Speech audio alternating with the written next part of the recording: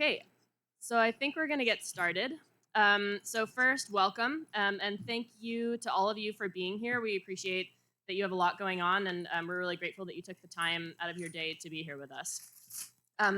Welcome to the inaugural Cascadia Region Earthquake Science Center Partners Workshop. The CRESCENT, or the Cascadia Region Earthquake Science Center, is part of an NSF-funded cooperative agreement. And you'll hear a little bit more about CRESCENT throughout the day, but as you are all aware, about 25 miles beneath our feet is the Cascadia Subduction Zone. The last large earthquake on the megathrust here was January 26, 1700. It was about a magnitude 9 earthquake, and that's one of the largest earthquakes that can occur globally. We know that this subduction zone poses significant hazards to the region, and those include things like shaking and ground motion, but also coastal subsidence, tsunamis, landslides, and liquefaction. And these hazards bring a lot of associated risks with them. So things like risks to infrastructure, fire, casualties, and significant recovery time to the region, which you are all very well aware of. In thinking about the last earthquake, we would like to call attention in particular to the critical role that traditional and indigenous knowledge has played in our understanding of that earthquake, as well as other seismic hazards in the Cascadia Subduction Zone. And so with that, today, where we are standing here in Portland, we are on the lands of the Clackamas, the Confederated Tribes of the Siletz Indians, the Confederated Tribes of the Grand Ronde, and the Cowlitz people. And the work that we are doing encompasses a really vast area that has served as a homeland of hundreds of indigenous communities that you can see on this map here. These peoples, collectively, have stewarded this land since time immemorial. And today we want to acknowledge this stewardship, as well as the beings and processes of this land that have existed long prior to human habitation. We also want to give respect to the deep and rich traditional knowledge and experience surrounding earthquakes and related hazards and processes of the land. And so, for those of us that are not native to this region, our presence and work here is a result of ongoing colonialism on stolen land. And we want to recognize that, as well as the fact that Western science is itself interwoven with the history and present of colonialism. And this acknowledgement, this land acknowledgement that we were doing at the beginning, is really just one very small step of many that we need in the journey towards meaningful support of indigenous peoples and their sovereignty. And if you look around today, you will find overwhelmingly white settler people, and we have much work to do if we want to move towards a space of co-designed research, dismantling these structures, and honoring the traditional knowledge of the region. And so we aim to do that and are working towards doing that and building authentic and collaborative relationships with regional indigenous groups, meaning CRESCENT, to honor this knowledge and develop co-designed research agendas in the realm of earthquake hazard science. And so with that, I also want to, in this sort of Western science space, acknowledge the work and the efforts of many other groups that are occupying or sort of committing their time and resources to this. And so there are a lot of them, and I've listed just a few here.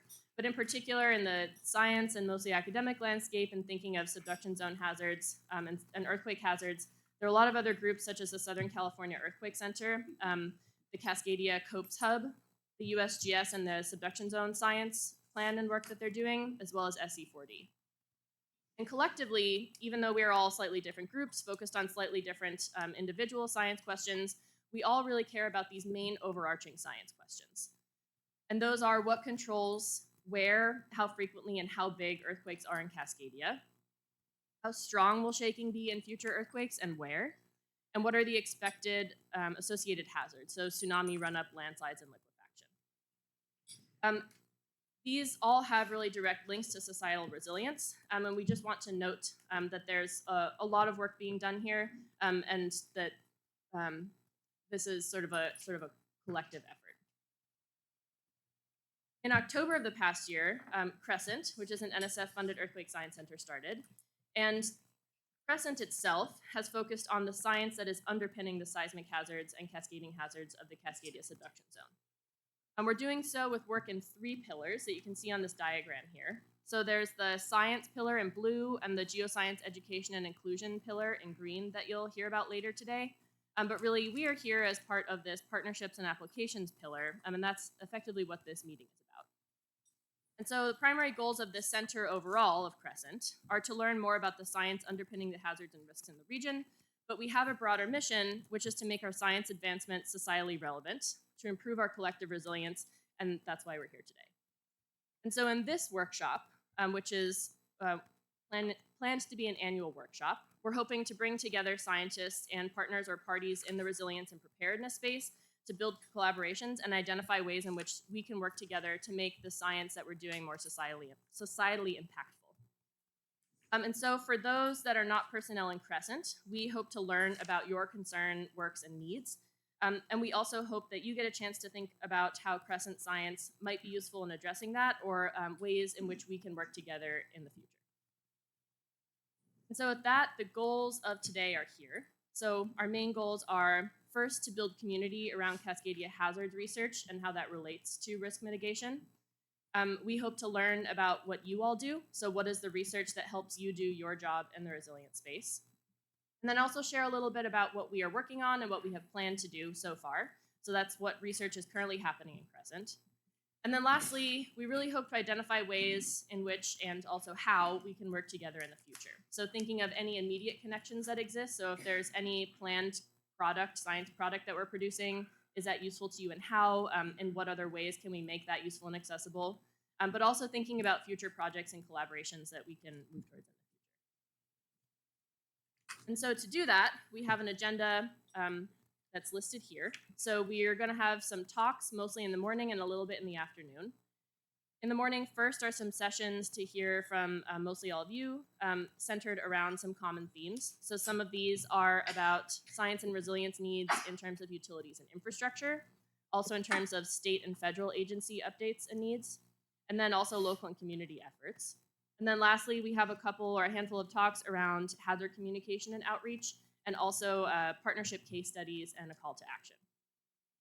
Then we'll kick off the afternoon after lunch with an overview of CRESCENT and some short lightning talks from the CRESCENT working groups, so you can learn about what we have planned or what we are working on. And then we'll follow that up with 2 breakout discussions in which we're going to move you around. So that's just a note to don't install yourselves too much at the table that you're at, because you will move. These are the times in which we really hope to be able to talk with you and sort of achieve the goals that we listed earlier. So before we get started, just a couple housekeeping things. First, there's a code of conduct that you can see over there on that wall that's printed on a poster, and you can also access it online with this QR code. We care deeply about fostering a welcoming, safe, and inclusive space for all. And so by being here, we hope that, or you are agreeing to those terms of the code of conduct. If someone does something to make you feel otherwise, please come find either myself, Andy Clifford, who we'll introduce in more detail in a moment, or Jill Elizabeth, who's sitting right here. There's breakfast, light breakfast out in the lobby. There's going to be coffee and refreshments that are there throughout the day, mostly at our breaks, and lunch will be provided. Restrooms are around the corner, right over there, if you haven't found them yet. If there are emergencies, there are a few ways that you can exit. So there's the main door that you came through towards Couch Street, which is that direction. If you go through the light court, there's a door right over there. And then also there's a door to my left. I guess it depends on where you're sitting, but in that general direction in which you can get out.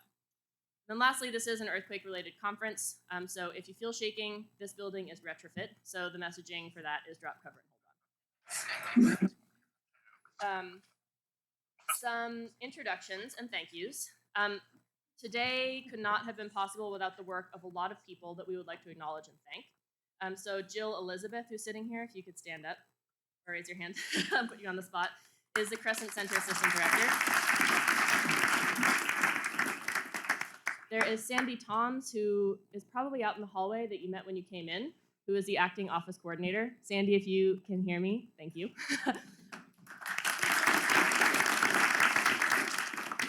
There she is. There's also the Partnerships and Applications Committee. So a couple couldn't be here today, Lori Dangler and Rob Witter, but Michael Olson is here, if you want to stand up, Alex Grant, and Peter Ewald-Scher. Thank you very much.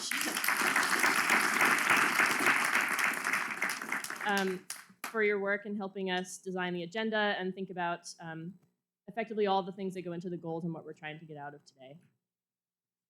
And then Lastly, or sort of before I turn it over, some introductions and thank yous. A huge thank you and introduction to Andy Clifford, who's standing here, who is,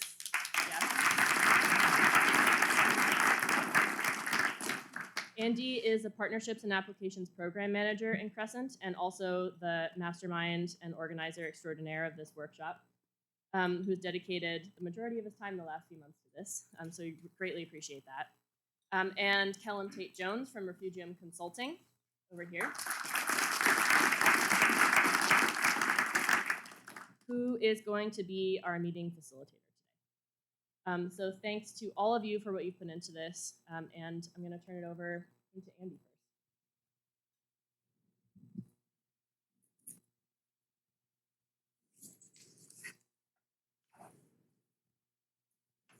Good morning, all.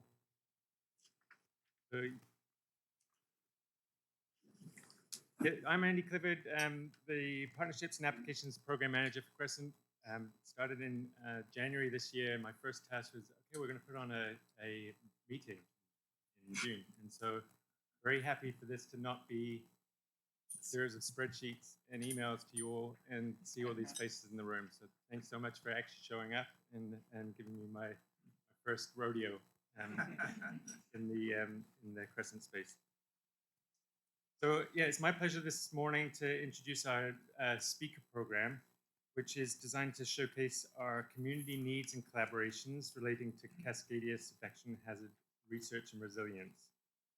And we're glad to welcome representatives of organizations spanning the full length of Cascadia, right from BC through to Northern California. And I'm so grateful for all of you speakers for adding this event to your already busy schedules and being willing to share their work at this meeting.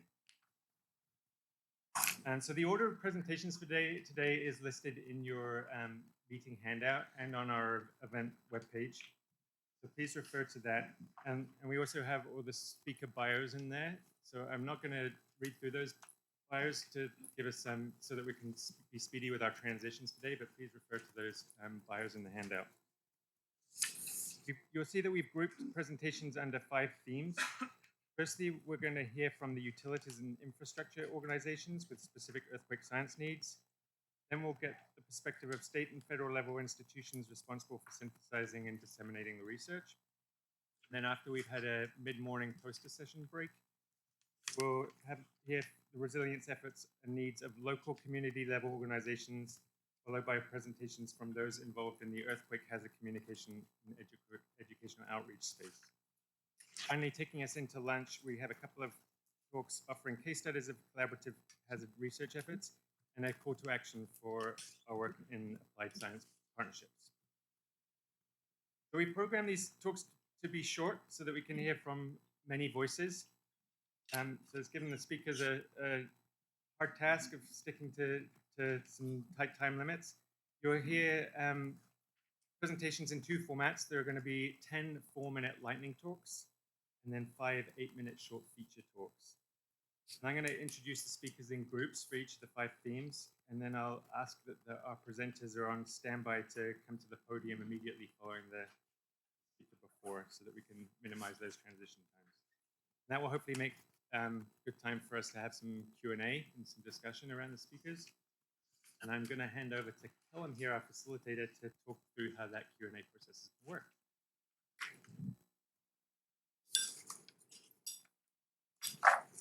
Hello, everyone, and good morning. I am really excited to be here with all of you today. My academic background is actually in paleontology, so I'm really excited to learn more about the earthquake science that all of you do. So I will be managing our Q&A today, and I'm going to give you a little rundown of how that is going to work. So in order to streamline that process, we will be accepting questions via Google form. And the way that you can access that is through the QR code, which you can see here on the screen. And if you need a little bit of instructions about how to access that QR code, you will use your phone, pull up the camera app on the phone, and focus on that square, and that will bring up a link that you can click on that will bring you to this Google form. And the link for this form is also on the handout that is on your table. So you can scan the QR code on the handout on your table, or you can manually enter in that link into the HTML bar on a internet browser. So when you pull up that form, there will be a list of all of the different presenters, and you will choose the one that you want to ask a question about. Enter the question at the bottom. There's also an option for general questions that is at the bottom of the list of all of the presenters that you can select. So after each of the presentation blocks, again, we will have a little bit of time for Q&A, so we'll be able to take a couple of questions. I'll be monitoring those questions as they come in, so I will most likely be choosing the ones that are the most common between all of the entries. And then if there are any questions left over that haven't been answered, you are of course welcome to talk to our presenters during the scheduled breaks or during the poster presentations. And we'll also be making those available online in some form following the meeting. So I will now turn things back over to Andy to introduce our first round of speakers.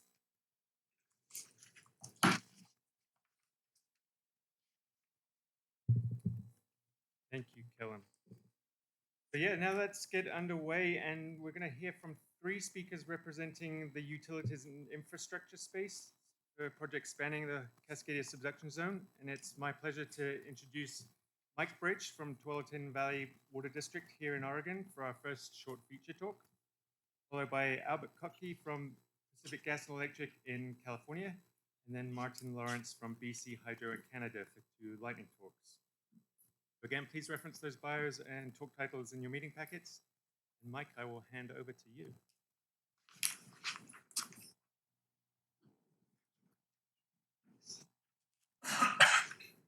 Well, first, I just got to say, I'm just honored to be here. And I am excited to be in a room with people who care about this stuff like I do. So this is just really great for me. So I'm going to give you a little bit from my viewpoint, thinking about it from an infrastructure standpoint. So the title, Design of a New Resilient Water Supply System for the Cascadia Subduction Zone Earthquake and Other Seismic Hazards. So this is all related to a new infrastructure program, the Willamette Water Supply. So I'll give you a little bit of overview on that. I'll talk to you about a little bit about how we got to where we did in our seismic development process. And then going through this over the past years, I realized there are really some distinctions for a subduction zone earthquake as opposed to other earthquakes. And so just some of my thoughts on that, and then where I think we ought to go. So first, the Willamette Water Supply Program. We're located on the west side of the Portland, Oregon metro area. It's a $1.6 billion infrastructure program. Right now, we're building about 12 projects all at the same time, spending about $1 million a day. It includes a modified river intake on the Willamette River in Wilsonville. Includes a new, initially a 60 million gallon per day water treatment plant. We're building one 15 million gallon storage reservoir now, another one in about 10 years. And tying it all together is over 30 miles of 66-inch and 48-inch diameter welded steel pipe. We have over 25 miles of that in the ground today. But it's important to think about this as a system when we're considering seismic resilience.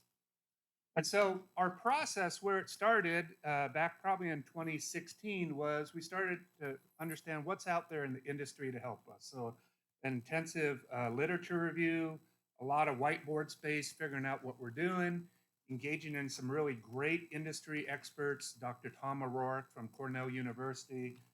And then we ended up holding a whole bunch of seismic resiliency work group meetings for how do we bring this together. And the outcome of that was we developed our own seismic guidelines for the program. And at the core of it are those 6 steps that make up this approach. And so I'm going to cover a couple of them, but it was really important because we have all these projects in design at the same time to have some consistency. And we use checklists to help make sure everybody's kind of following them.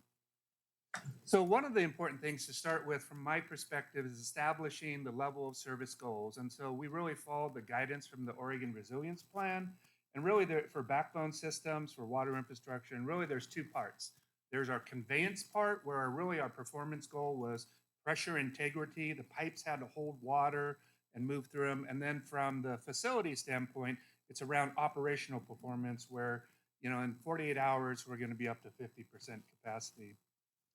Another important consideration is establishing the right design earthquake. And so if you just follow the design code, it's going to say use 2/3 of the maximum considered earthquake, which is, I think, about a 500-year earthquake. Or another choice is use the full MCE for this critical infrastructure system, which is around a 2,500-year event. And that's what was adopted as part of the program.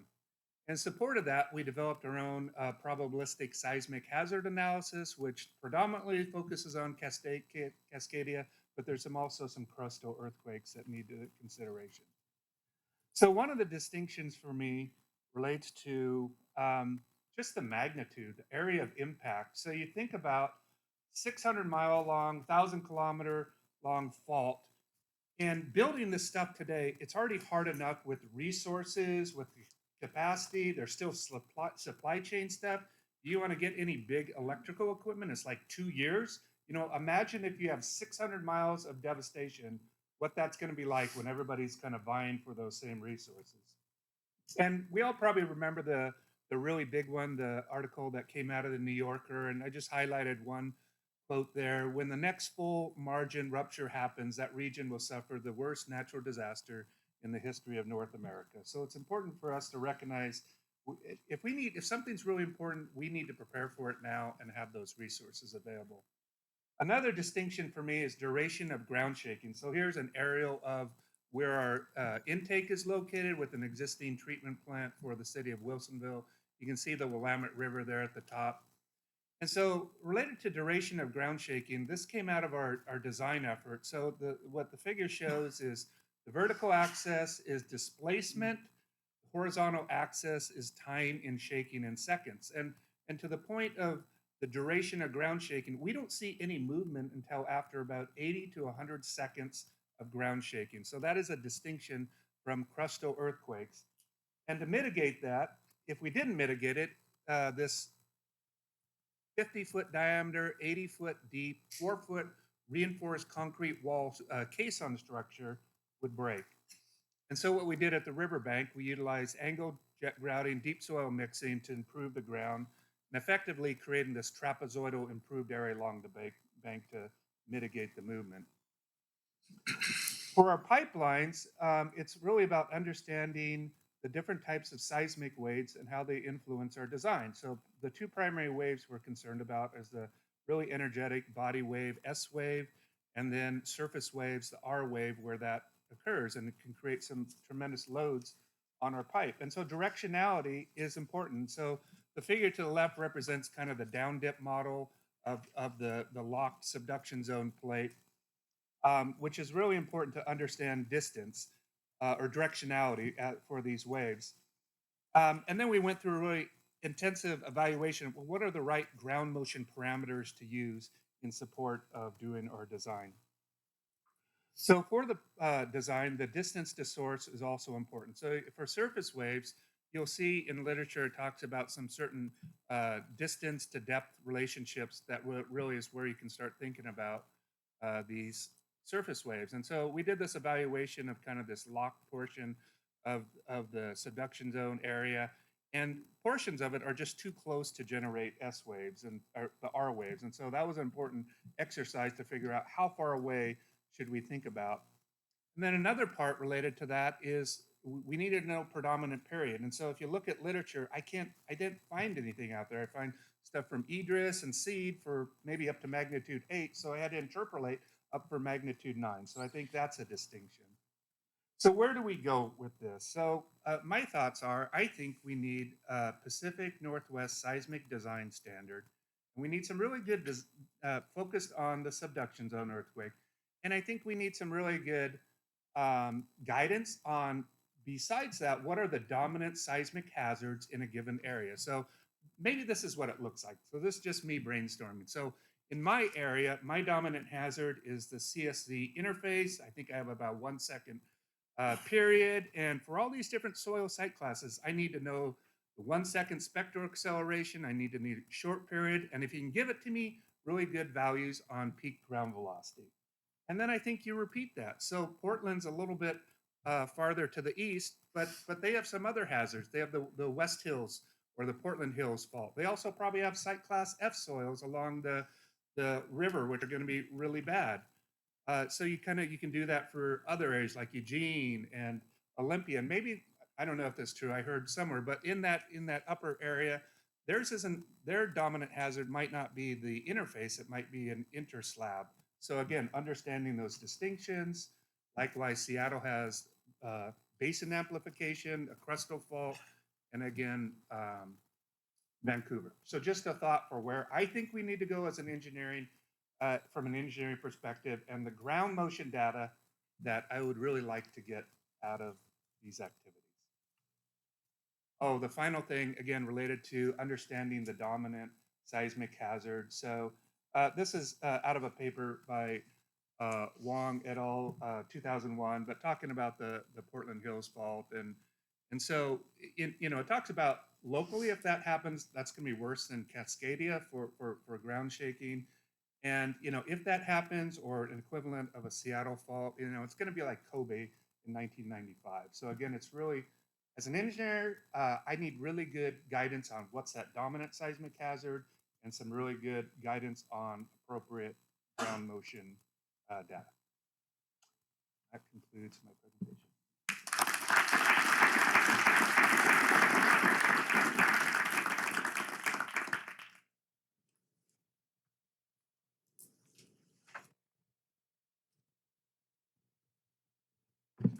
Good morning.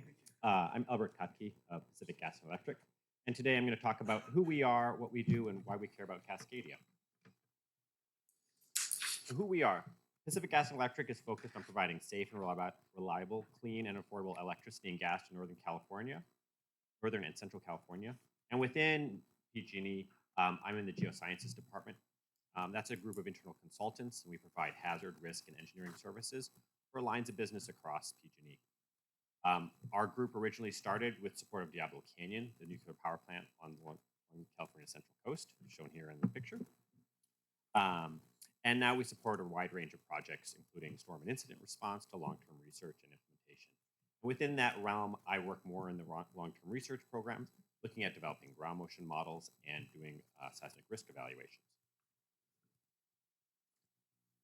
The exciting thing about PG&E from my perspective is the wealth of assets that we have over a wide range of area. And so for hydroelectric, we have close to 170 dams, actually 169, and 66 powerhouses. These dams sped from down in the southern Sierras all the way up to the northern Sierras along different watersheds. And then we've got two in the coastal ranges. Those dams support powerhouses, and there are 66 powerhouses across that we operate. Our electrical network consists of close to 20,000 miles of transmission lines and over 100,000 miles of distribution lines. You can see the networks here. Diablo Canyon is down along here. You can see the denser grids there. And then we support the Bay Area as well. Gas transmission, we have close to 7,000 miles of transmission lines. They run from the Mojave all the way up to the Oregon border and spread up from there. The interesting thing that I think is between our transmission, our gas and electric transmission lines is that's greater than the circumference of the Earth, which is around 25,000 miles. I'm sure Mike Olson will give you a more exact number, but it's a big network. In terms of Cascadia, if we zoom into Northern California now, our north coast, one thing, and I think the previous speaker brought it up, is the scale of the problem. When we think of what Cascadia and a rupture along the subduction zone means, it means impacts to communities specifically along the coast, but it also means impacts to dams and other facilities further inland. And this is about 5 hours of driving between these two locations. Or no, I guess that's about 4. But there's a huge range of distance that could all be simultaneously impacted. Our North Coast communities, about Eureka and up to Crescent City, they're vulnerable due to limited redundancy of the transmission networks in that area, providing both gas and electric service. And so while we have temporary measures that could be in place, we want to think about our stabilities of these long-term networks as well. We have concerns due to tsunami and ground shaking hazards. And the ground shaking has potential to both damage close-in facilities, but also those dams in east of Reading. So some of the questions that we have that we're thinking about is how do improvements in tsunami modeling change our tsunami inundation estimates for the Eureka area? And so this would be changes in sources and bathymetry and modeling efforts. How does sea level change the estimates of affect our tsunami inundation models? So when we're looking at 50 years, 100 years in the future for some of these designs, what does that mean? How would coastal uplift or subsidence or the possible tilting impact tsunami run-up modeling? And so this is really important when we think about the geometry of Eureka and Humboldt Bay. What does that mean in terms of tsunami behavior? And what's the potential for tsunamis produced by local offshore slope failures? Well, the subduction margin is important. There's other tsunami sources, and that could be triggered either through shaking or crustal earthquakes or other mechanisms, and those could be potentially impactful tsunamis. When we think of ground shaking, the ground shaking challenges are really, we talk about the huge area, but every behavior is sort of site specific. And so you have both this complication of tremendously large area, but also very localized information is needed. And when we look at, so we can break that up into source information and more localized information. So if we look at improved characterization of the geometry, the seismogenic and locked areas underneath at the interface and how that changes our hazard estimates. How slow slip of the Cascadia impacts generation of seismic moment and the nature of large ruptures. Limited ground motion recordings along Cascadia have shown to produce generally weaker ground motions than typical other subduction zones. And is there a physical explanation for this behavior? Is this to be expected in future large events? And I think this is a really important question here because we just don't have much data to constrain it. So we have to figure out other ways to inform ourselves. We'd like to see improved estimates of maps of ground shaking and their return period. So not just thinking about ground shaking at a specific location, but rather regional behavior, because such a big event is going to have regional consequences. We use time series for assessment of our structures, whether that's a substation or a dam, and having time series of ground shaking for use in those types of analyses would be valuable, and especially if we can understand differences between those and sort of the catalog of recorded subduction events that we have available today. And with that, I'd like to thank you for your attention and look forward to the rest of the day.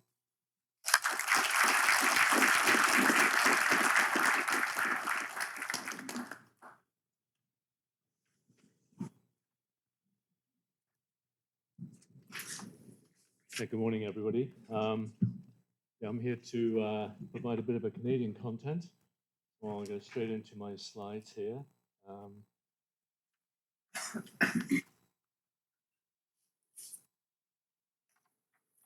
So yeah, by introduction, I want to explain who we are. So BC Hydro is a provincial ground corporation that supplies 95% of the electrical energy to the province of BC. We have interconnections with Alberta to the east and to the US to the south.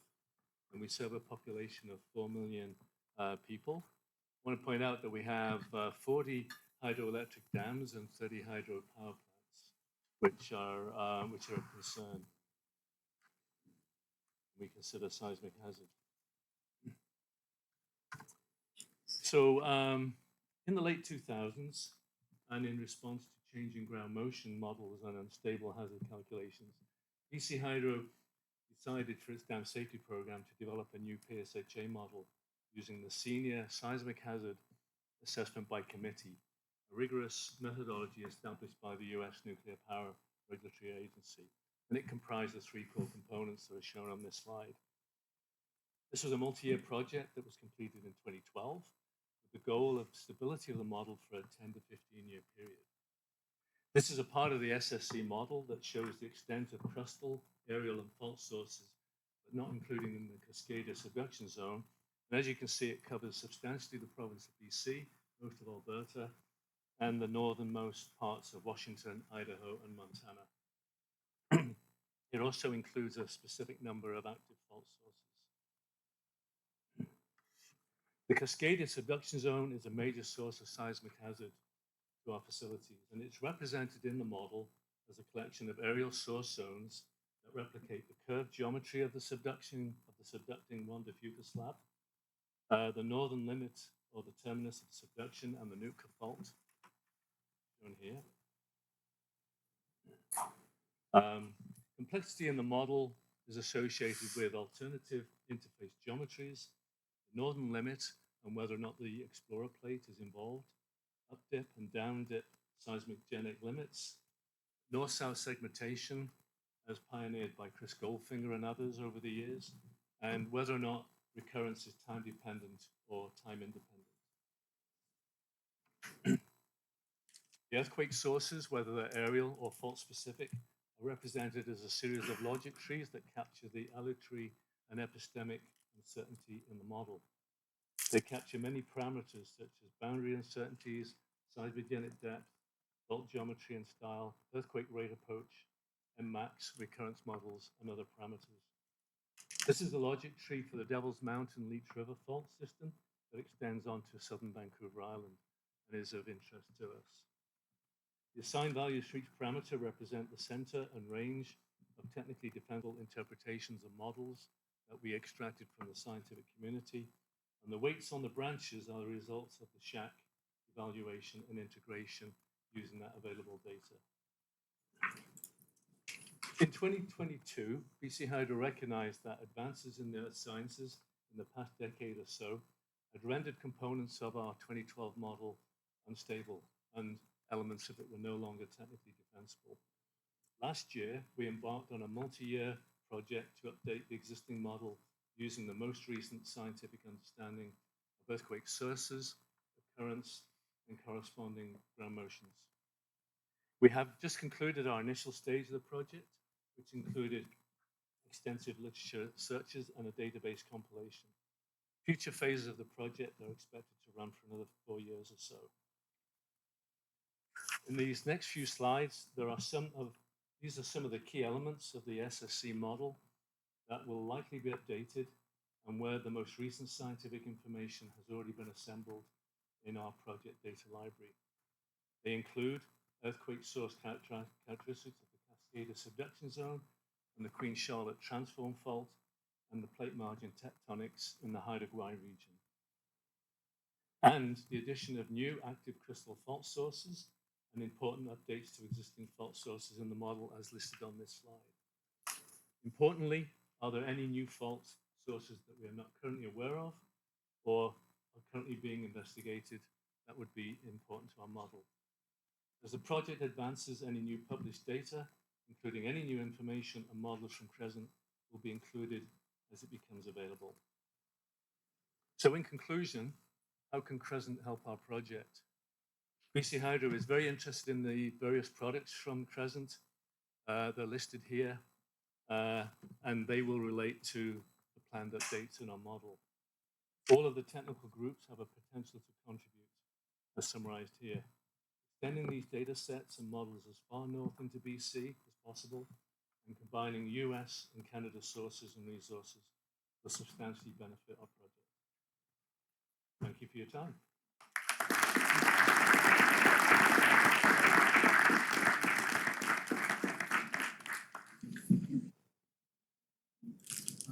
So we have time for one question now, and this one is for Mike Britch.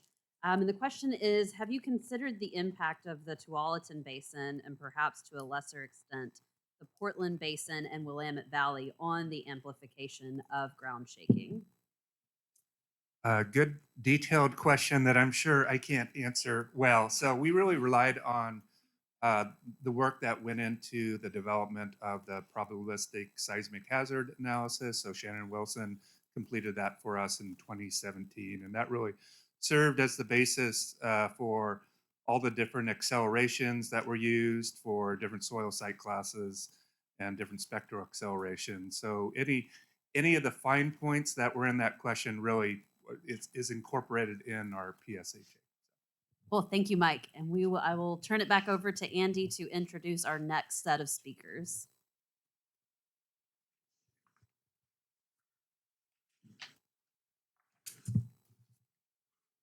Thank you so much, Mike, Albert, and Martin. And now I'd like to move on to our next theme, which is the updates from the state and federal agencies. So I'd like to welcome their thoughts on Cascadia Subduction Zone hazard research and resilience. In this section, we have a short feature talk from John Allan and Lalo Guerrero from Oregon's Department of Geology and Mineral Industries, DOGAMI. And then 3 lightning talks from Vasily Titov at NOAA's Pacific Marine Environmental Laboratory in Washington, Althea Rizzo from Oregon's Department of Emergency Management, and Hannah Rabinowitz from Federal Emergency Management Agency's Region 10 office based in Washington. So John and Lalo, if I can ask you to take the stage.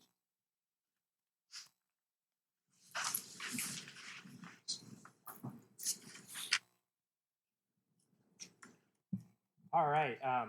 Well, thank you so much for having us here this morning. Really excited for today's meeting and excited to get to share a little bit of what we're doing at the Oregon Department of Geology and Mineral Industries, and excited to share and learn, and was so happy to see so many familiar names on the attendees list. So we're going to be sharing our presentation, and then we also have a poster outside. So we might not be able to get into as much detail as we'd like, but we do have we're going to go for 4 minutes each. So here we go.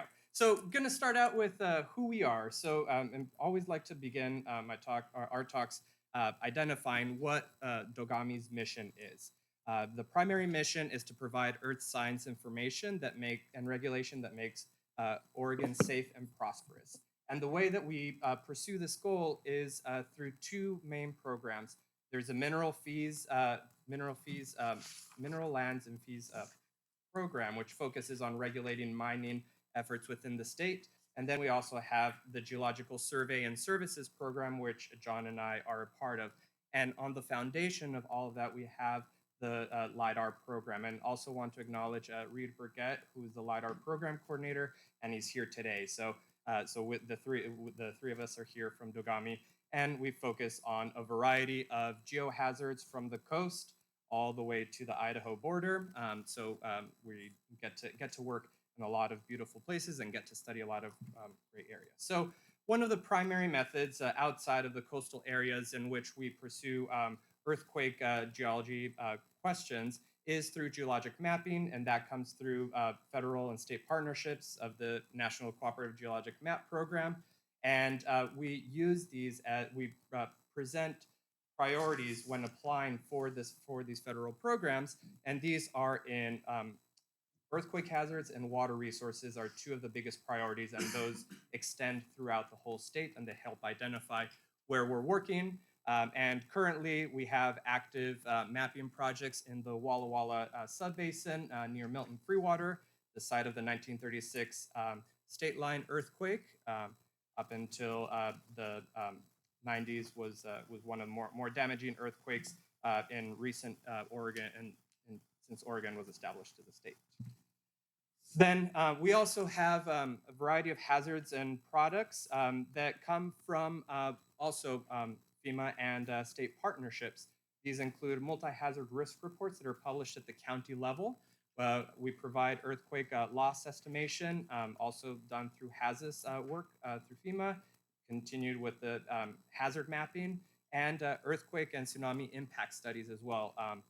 So we've covered. So John and Laura on the Oregon coast have done all the work for the whole Oregon coast.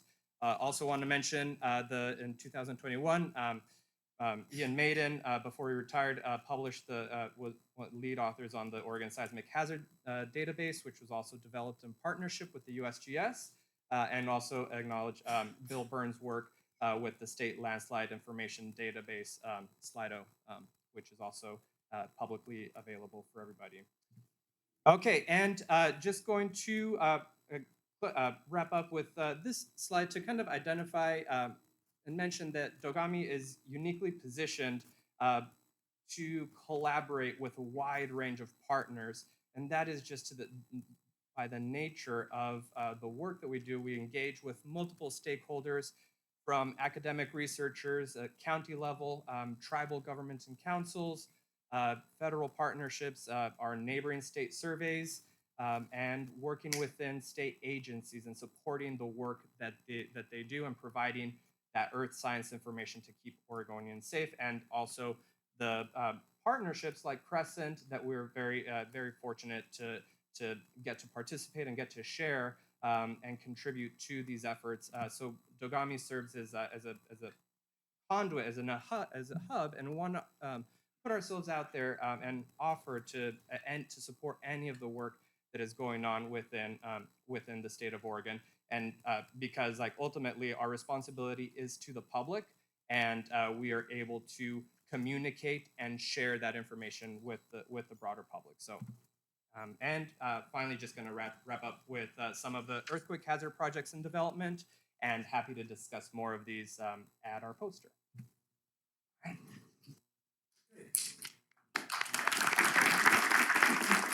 Thank you. I'm just going to give a quick spiel about the tsunami mapping and modeling work, and I know that a lot of people in this room are very familiar with this work. So obviously underpinning all our inundation modeling, which really was initiated in the late 1990s by my predecessor George Priest, and then really accelerated in the mid 2000 era when Rob Witter, who you saw on the slide earlier, joined our agency and brought a paleoseismic element to the work that we had been doing. So underpinning all the work is the data that many folks in this room are actively researching and collecting. And this includes obviously on land and offshore paleoseismic data from turbidites, as well as coring and estuaries and lakes. And based on that data, we were able to essentially distill the 10,000-year record of Cascadia from these 19 megathrust events into what we call 5 t-shirt size tsunami scenarios. A very simple way of categorizing the potential space of uncertainty from low magnitude type events up to high magnitude events. Underlying that data was obviously information about co-seismic responses, but then also important work that was done by Wang and others that defined the types of rupture models, whether they were deep buried or shallow or splay folding, etc. And then we ran our tsunami models, and again, you're all very familiar with that. So where we got to is that we have the coast fully mapped. We have developed products in terms of evacuation map products for every coastal community. Our models are being used by Washington State to guide their evacuation modeling. And then we've obviously done a tremendous amount of work of late in terms of doing risk assessments. So where does that leave us? Well, we still have a long way to go. And there's a lot of very active research that many folks in this room are doing that's really going to drive future efforts in our state and obviously elsewhere. One of these was work that was through the USGS Power Center, which was funded through NOAA, as well as the USGS. This was an opportunity to bring experts in from around the region and focus in on Cascadia to derive an updated logic tree for the region. This was a 5-day workshop, and we were, by the end of that process, we had a revised logic tree. Obviously, there's work here that's being done now, as well as through CoPes Hub.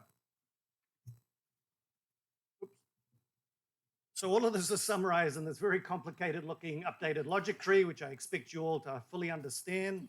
But the main point here is that there's a tremendous amount of active information that went into developing the logic tree. There are 2 components to it. One is what we call the Dogami branch, and then the other is based on the US Seismic Hazard Program. We then divide them up into full and partial ruptures.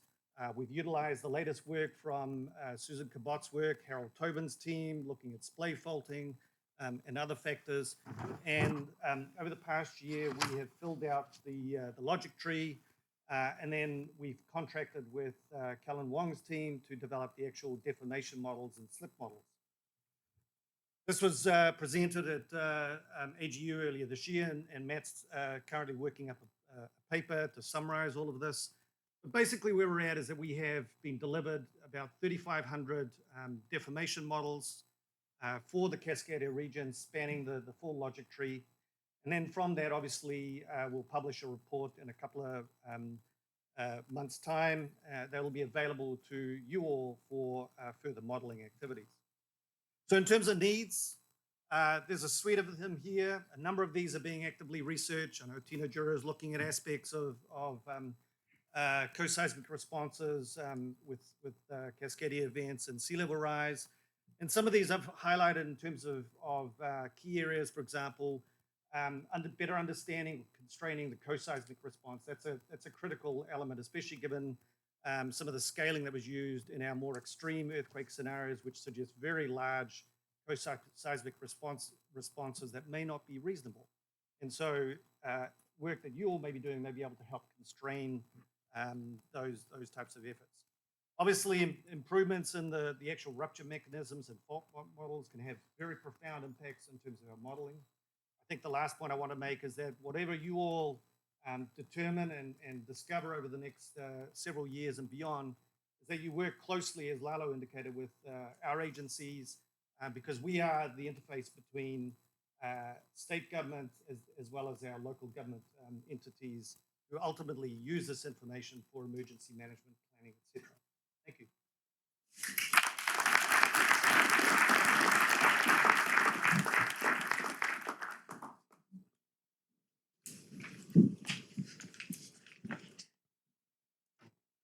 Thank you for letting me speak here, and I'll try to do a very quick overview of the challenges that we face in what we call developing what we call real-time tsunami forecast, and actually making a plea to the community here from both sides, from the scientific part of the community to and from the people, the recipients of this potential forecast.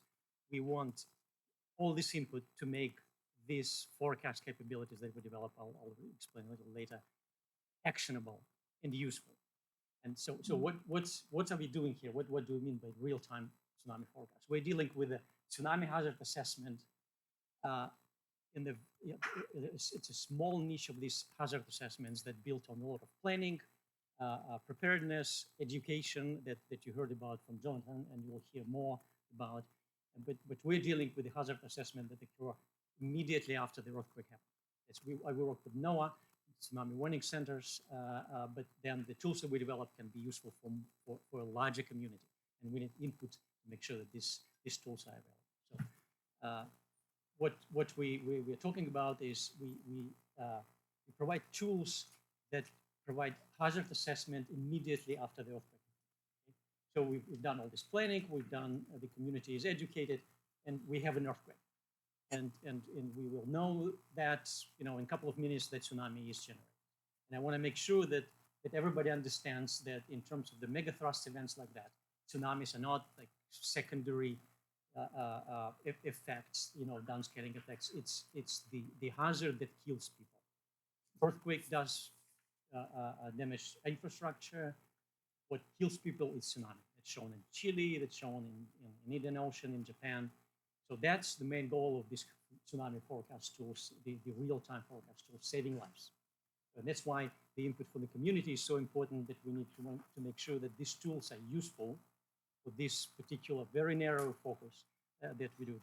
The way we do that, the tools that we develop using, of course, modeling that you see here, because the models let you look a little bit ahead of time. There's very little time that we can use for that. The event will probably impact the closest coastline in about at least from 15 to 30 minutes. So that's a big challenge. But the accuracy is another challenge. If these tools do not provide you accurate forecast, they're useless. So that the accuracy is the science part, but then the utility of this is the part that we need the input from the public. So talking about the tools that we can provide with modeling is pretty comprehensive. We can provide fairly fast in terms of computational speed the areas that are going to be impacted. How do we provide this information is a big question mark, and we're developing those. That's the input that we need. But the timing, if you look at the left panel, you'll see the contours indicate when the peak of the tsunami arrives. It's a tsunami travel times. And you'll see that again, like I said, the coastline will be hit by the first peak, not maybe the highest, in about 15 to 30 minutes. But you see the triangles there. It's the main sources of data for our models. The models are only as good as the data that goes into the model. I'm the models myself, so to speak from authority here. The models can do whatever you want unless it's constrained by the data.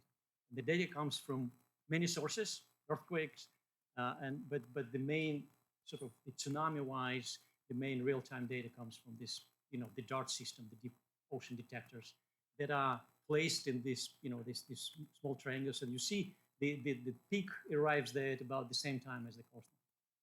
So this crucial data arrives at our end at about the same time, and that the waves start to hit the coastline. So we need a little better than that, something, and now we have the detectors that you can put closer to the source, and that within the 5 minutes we can have these constrained models that potentially provide this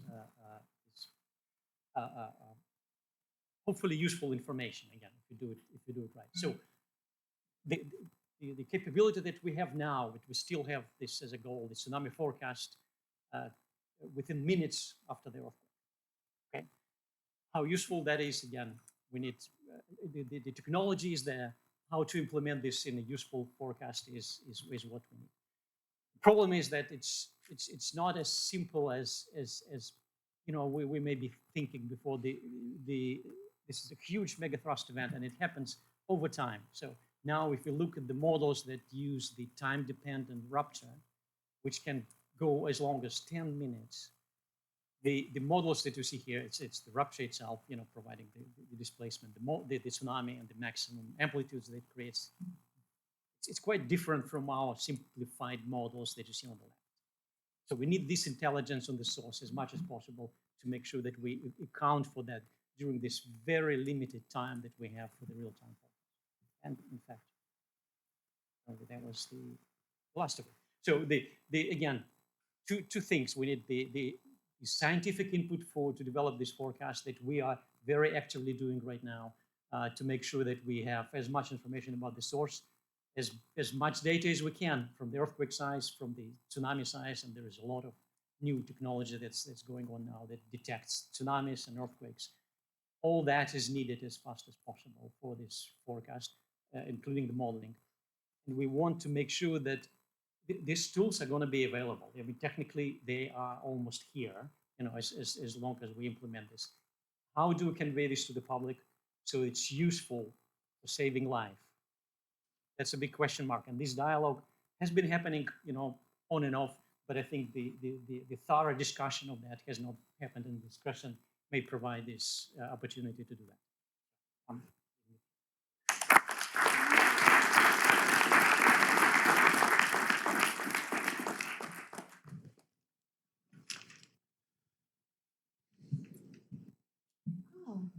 Good morning, everyone. It's great to be here, and it's great to see so many old and familiar faces. Hi, I'm Althea, and I'm from OEM. Don't worry about that.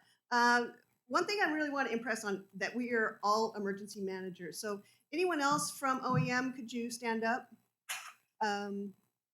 Awesome. Anyone from OSPAC, Oregon Seismic Safety Policy Advisory Commission, because you are part of the process also. So all of these folks are part of emergency management, but I really want to stress that you are all part of emergency management too, because what you do feeds into what we do. So what does ODEM do? We recently became our own agency, so I'm still learning to say Oregon Department of Emergency Management. But we have 4 major functions. We have preparedness, which is public education, training, exercise, planning. We have mitigation, which is pre and post disaster. We have response, which is our emergency coordination center, and we have recovery. And what we use all of these things to do is really to prepare Oregon for disasters and emergencies so that we can recover faster. We have all kinds of examples around the world of what is going to happen here in the Pacific Northwest when the Cascadia happens.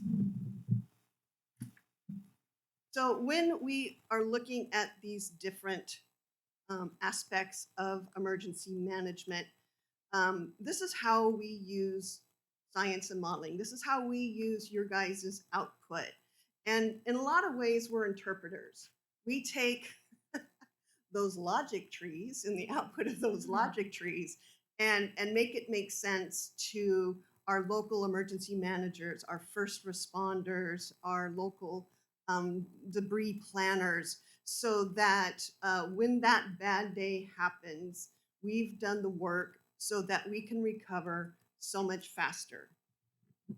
So just running down this list, if we're looking at pre-disaster, before the bad days, this is hazard mitigation planning. What are the things that we can fix? We saw in 2011, Japan, we had some port facilities that were damaged from a fairly smallish wave. But how do we harden that built environment that we know is really vulnerable to subduction zone style earthquakes and tsunamis?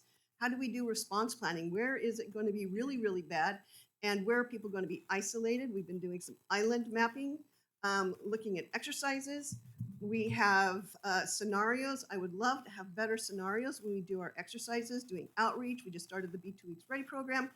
And we have a whole bunch of other things. When it comes to disaster response, we need to know where to send resources, and we need to know now. And so, with Vasily's modeling, with Dagami's modeling, and a lot of the other stuff that y'all are doing, we will be able to pre-position materials and caches and equipment so that when these coastal communities are isolated, they have the things they need to recover and respond quickly. Post-disaster, how do we build back better? Looking at debris management, where are we going to put all of that stuff? And looking at rebuilding. So how do we use it? Who's going to be impacted? What's going to be broken? Where the impact's going to be? And when? Come on, people. When is it going to happen? And that's what I have, and I have 18 seconds left.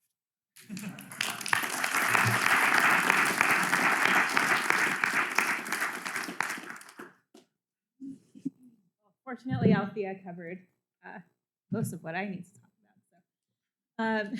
So I'm Hannah Rabinowitz. I am the Earthquake, Tsunami, and Volcano Program Manager for FEMA Region 10. And so just to give kind of a brief overview of how we deal with earthquakes at FEMA.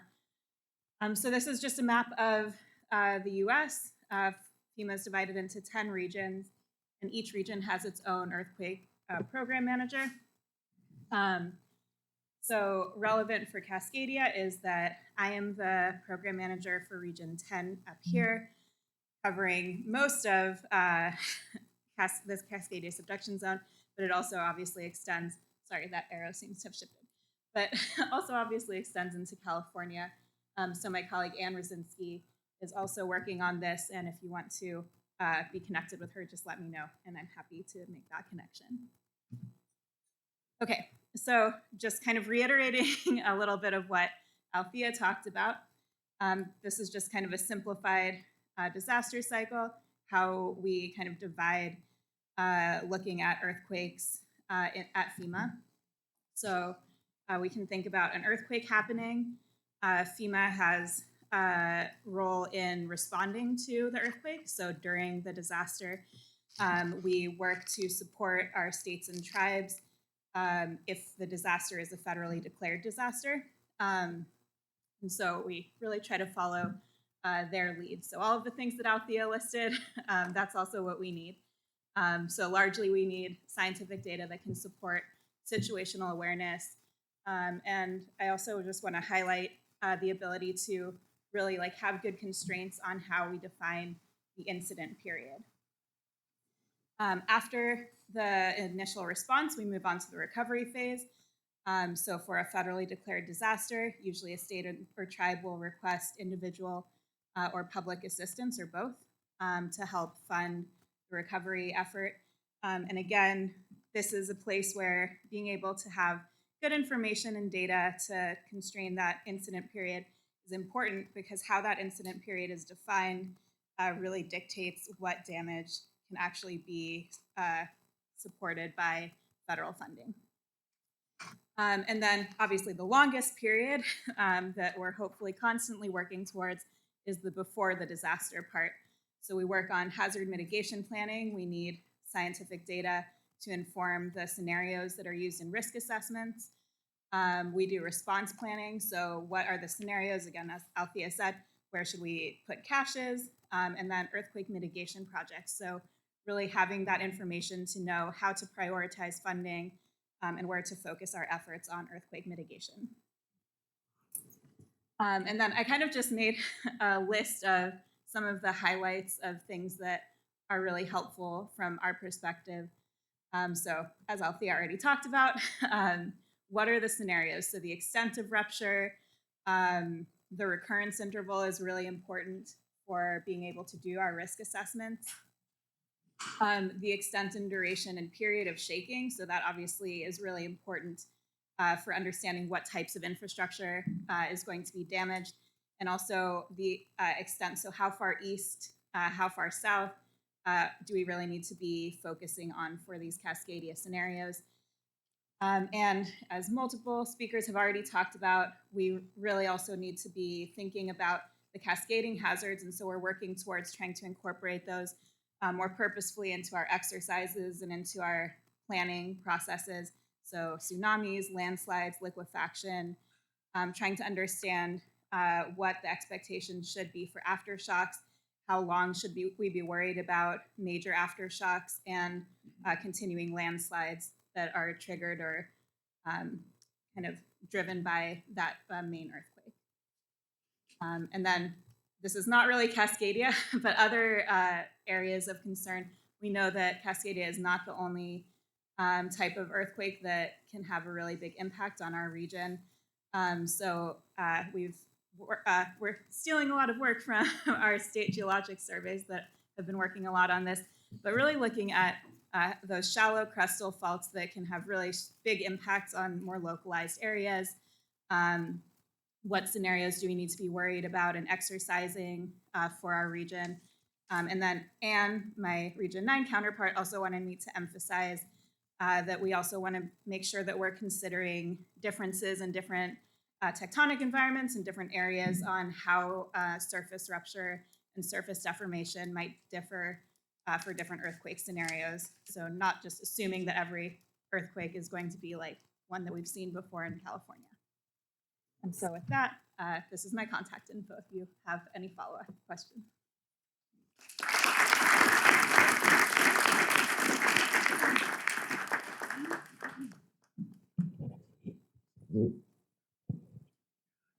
We will now have a couple of minutes to address some of the questions that have been coming. Ooh, oh no. Andy, I'll let you handle that. Sorry about that. So our first question is for Vasily. And the question is, do your tsunami maps, current or future, consider ground elevation settlement from the earthquake rupture? Good question. No, the short answer is no. Okay, that's better. The short answer is no, because there's so much, like what I was trying to emphasize, we're working against like really tight timeline. And while we can cramp a lot of science in there, there's some limitations. And it's based on data. And in fact, the compute, like I'll explain a little more. The computational time has become not a bottleneck. I mean, we have very fast computers to run like very sophisticated model. The bottleneck is actually the data streams, and like so as much data as we have, we can cramp into the models, but there is a real limitation what kind of data we can have in these first minutes after the earthquakes. So we have to sort of do the triage, and the most important for us is the actual tsunami data, but that also comes later. But the earthquake is the first and the most important during the first minutes. As much as we can get this data in, we will use, but so far we don't use. I think this very sophisticated earthquake modeling data is coming a little later in terms of time than we need. Sorry, long answer. One more question for you. So, yes. Is NOAA thinking long term about using submarine cables, such as telecommunications cables, as well as custom cables, to support observations for rapid tsunami modeling? Absolutely, absolutely. It's already used. We use some data from the Canadian side of things, the and IO data. So yes, the answer is yes. We cables are great because you can have a lot of data coming through these cables into our models. So it's great. Thank you. A couple of questions for John and Lalo. So, how many tsunami vertical evacuation structures are needed in Oregon? And the additional struck on something there. Yeah, go ahead.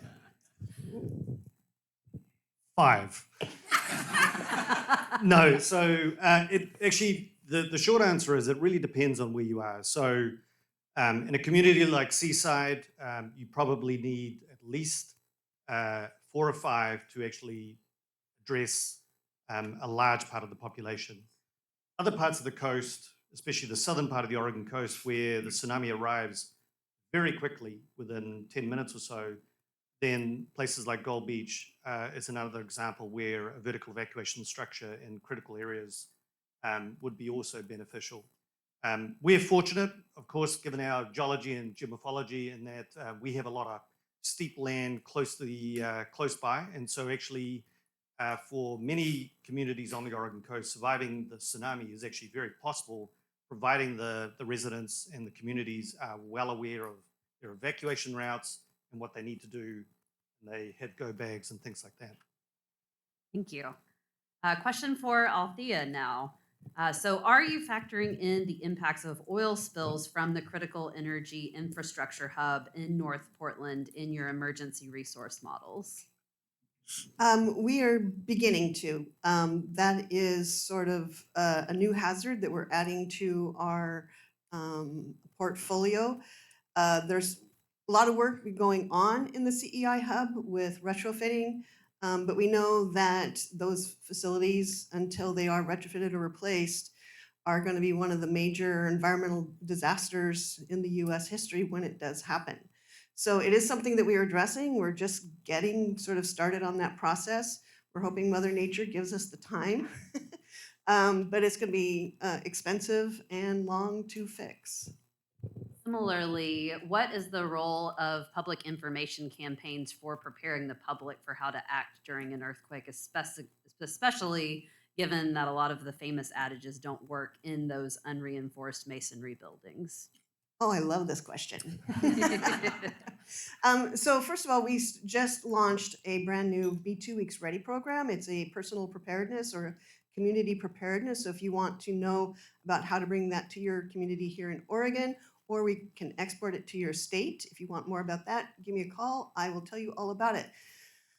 But the old drop, cover, and hold or evacuate question. So have you ever tried to instill a single common message into the public? It's really difficult. And so that's why the discussion between drop, cover, and hold and evacuate is very nuanced and tricky. As a public educator, if I can get one message through the public that they know and can remember, like drop, cover, and hold, even if they don't know if the building's retrofitted or not, that's still going to give them their best chance of survival. Because if the earthquake happened 5 minutes later, they might be in a building that's retrofitted, but they won't know if it's retrofitted, but they will know drop, cover, and hold. Now, individuals who are educated may know that a building is either retrofitted or not, and they can make that individual decision. But I, as a public servant, have to give the best information to the largest number of people in the easiest possible way to understand consistently over time, because messaging is important, but it's very difficult to do. Thank you. We have time for one more question. So I'm going to address this one to Hannah. What about FEMA's role with NEHRP promoting functional recovery standards for the Cascadia Subduction Zone? So FEMA's role with NEHRP. So FEMA is one of the four federal agencies in NEHRP, which is NIST, USGS, FEMA, and NSF. FEMA is starting to work on functional recovery, but there's a lot of work that needs to be done for that to actually start to be implemented into codes. So we really have an emphasis on codes at the moment that's really life safety, but definitely a lot of work is going into starting to work towards that kind of higher standard. Thank you. Hand it back to Jill. All right, so we will be moving shortly to our poster session, which will last until 10:45. So Okay, folks, I'm going to welcome us all back in for the second session of speakers before lunch. Welcome back. I hope you all managed to get some raffle tickets out there with a few posters. Don't worry, there are 2 other breaks in which to do that, so your chance for a subsidized shopping spree at Powell's are not over yet. We're going to move into 3 sessions of speakers before lunch. And the first one is our resilience planning regional to local. And that's, we're going to feature 3 talks showcasing 3 very different community level organizations and their needs and efforts related to disaster preparedness and resiliency. So again, please find the order of presentations in the speaker bios in your meeting packet or on our event webpage. So yeah, first we're going to have a short feature talk from Ryan Elwood from the National Weather Service in Eureka, California, who also represents the Redwood Coast Tsunami Work Group. Ryan's talk will then be followed by lightning talks from Carolina Gomez from Portland and Multnomah County's local housing authority, Home Forward. And then we have Jim Origliosso from Oregon Disaster Airlift Response Team, ODART. I'm going to hand over to Ryan to kick us off for this session.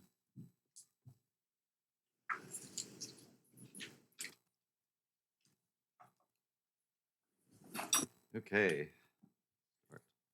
So my name's Ryan Elwood. I'm the warning coordination meteorologist in the National Weather Service office in Eureka, California, but also the co-chair of the Redwood Coast Tsunami Work Group. So today I'm representing mostly the co-chair of the Redwood Coast Tsunami Work Group.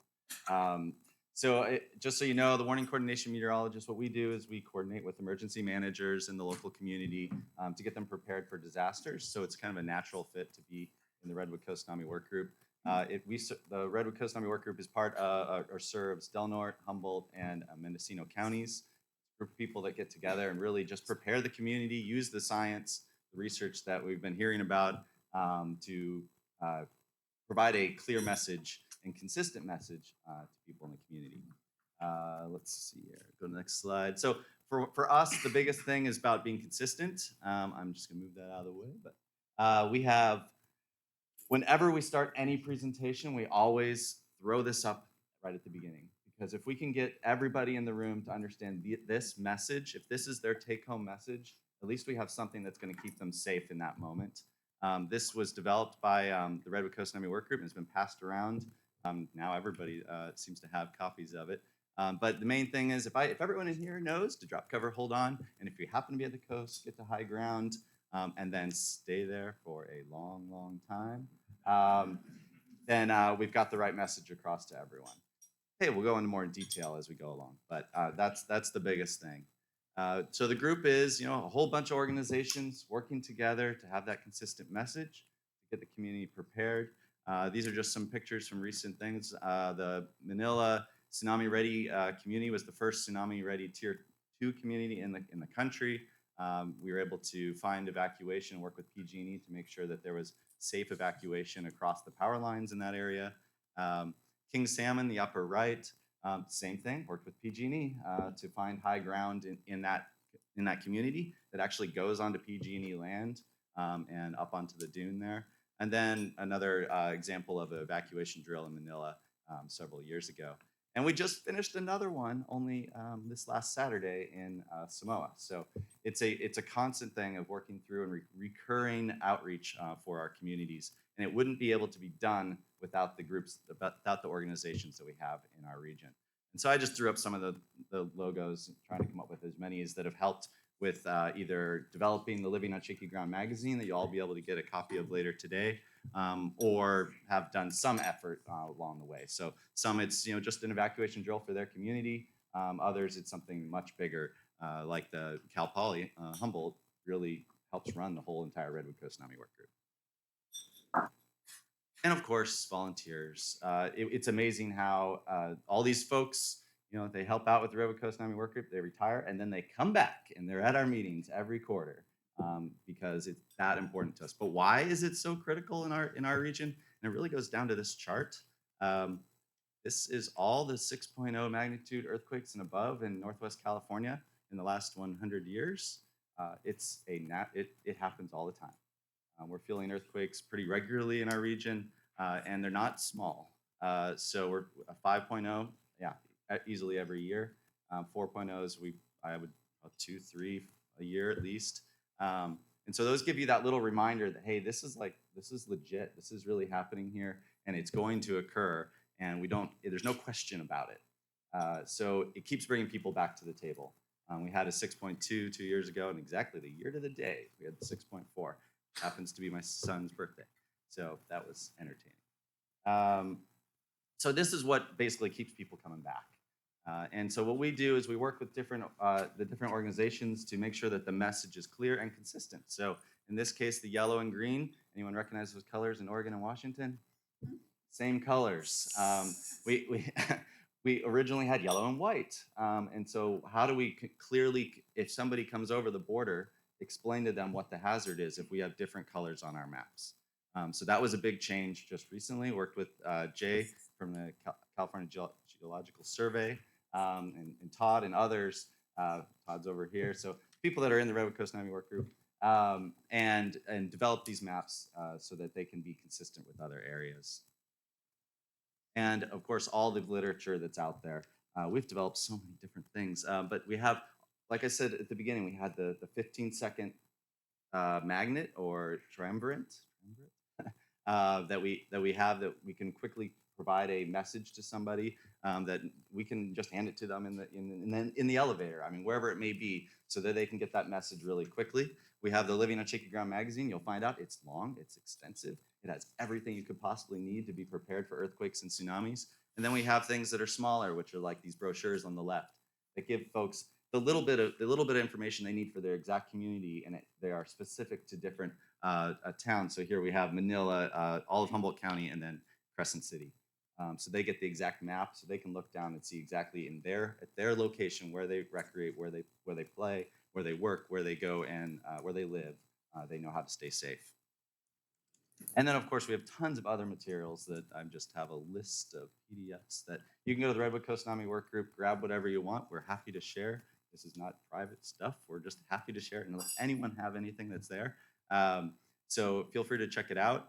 And what we do is we take all these materials and we go to the Humboldt County Fair. It's a great place to reach people that you don't normally reach. And we've all had preparedness fairs. Go to the preparedness fairs, and who's there? People that are really into preparedness, and so you get the same people every time, and that's great. It's really awesome that they're really prepared, but how do we reach the other folks that are out there that are just less engaged? Go to the fair and just be there and have something that's entertaining. We bring in something that's different every year, so that they're coming back and then learning more every time. And then trying to keep the message, pretty simple. Tsunamis are tricky. Just when you think it's over, a bigger surge may arrive. It really kind of matches our sneaker waves messaging, which happens to be really nice. So sneaker waves sneak up on you, tsunamis will sneak up on you. It's the same sort of period interaction, just a longer time frame. People seem to understand sneaker waves a little bit more because we talk about it pretty regularly, but they don't understand the length of time that a tsunami takes and how long people have to need to stay to safety. And so for us, we use the research that's out there to come up with our messaging, and we have one big challenge, and this is where FEMA, you detailed a lot of what we really need, to get down to the local level and really explain to folks, how to be prepared for things. We need the research that goes into that. But for Northwest California, and it's, it can be tough, the vast majority of Cascadia is along Oregon and Washington. So a lot of the research has gone on there. And that's totally fine. It makes total sense. But down in the very southern part, it's different. I'm blanking on it. Gorda plate. I was like, NGP. The Gorda plate is just so much smaller and being twisted and bent, and it's not the same as the Juan de Fuca plate. And that is in turn resulting in different actions that we may have to take down south. Crescent City, there's no question. There's going to be a huge wave that goes into that area. But down in Humboldt Bay, you can ignore the stuff here on the left. The main thing is the map on the right here from Jay's presentation back in 2004. Every red dot you see on that map is a tsunami deposit that was found along our coast. The green dots, there weren't any. There was co-seismic subsidence, but there wasn't a deposit. Why was that? How do we prepare our community for this type of hazard where the modeling is showing tsunami inundation farther inland, and the stories are saying that this area subsided. We hear the story of the bay was created in a day. Well, it is a mud flat, so it's very possible, yeah, a lot of it fell down during an earthquake.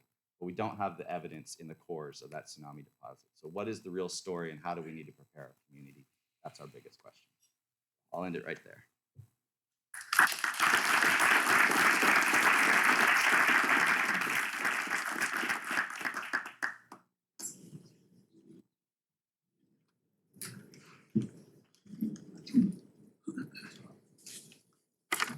Good morning, everyone. I'm Carolina Gomez, and I work with Home Forward, the local housing authority. I'm pretty short, so I hope that you can hear me well, and I have an accent, so please stay with me. Before I start my presentation, I wanted, this is a group full of scientific people, very smart, awesome. Thank you for the work that you do. You're saving lives. And I wanted to start with a gap of the work that you're doing and what's happening in the community. And in the presentations, we've talked about talking to the community and preparing messages to the community. There has been many disasters where you and your colleagues have warned communities and governments of potential disasters, or they avoid the information, or there's not enough communication for the people. And this is why I'm here today. Particularly for one that happened in my own country. I'm from Colombia. And in Armero, about 40 years ago, there was a big disaster where scientists warned the community, and a lot of people died. Me, my family, people of my own family died. So how can we go to work together to do this work, and how to communicate? And it's not easy. And it's not simple. And when we are creating cookies and we are creating a cookie cutter, well, not everyone likes cookies. Not everyone can eat cookies. And chocolate chip cookies are not the best for everyone. Particularly if you're gluten-free or cannot have chocolate.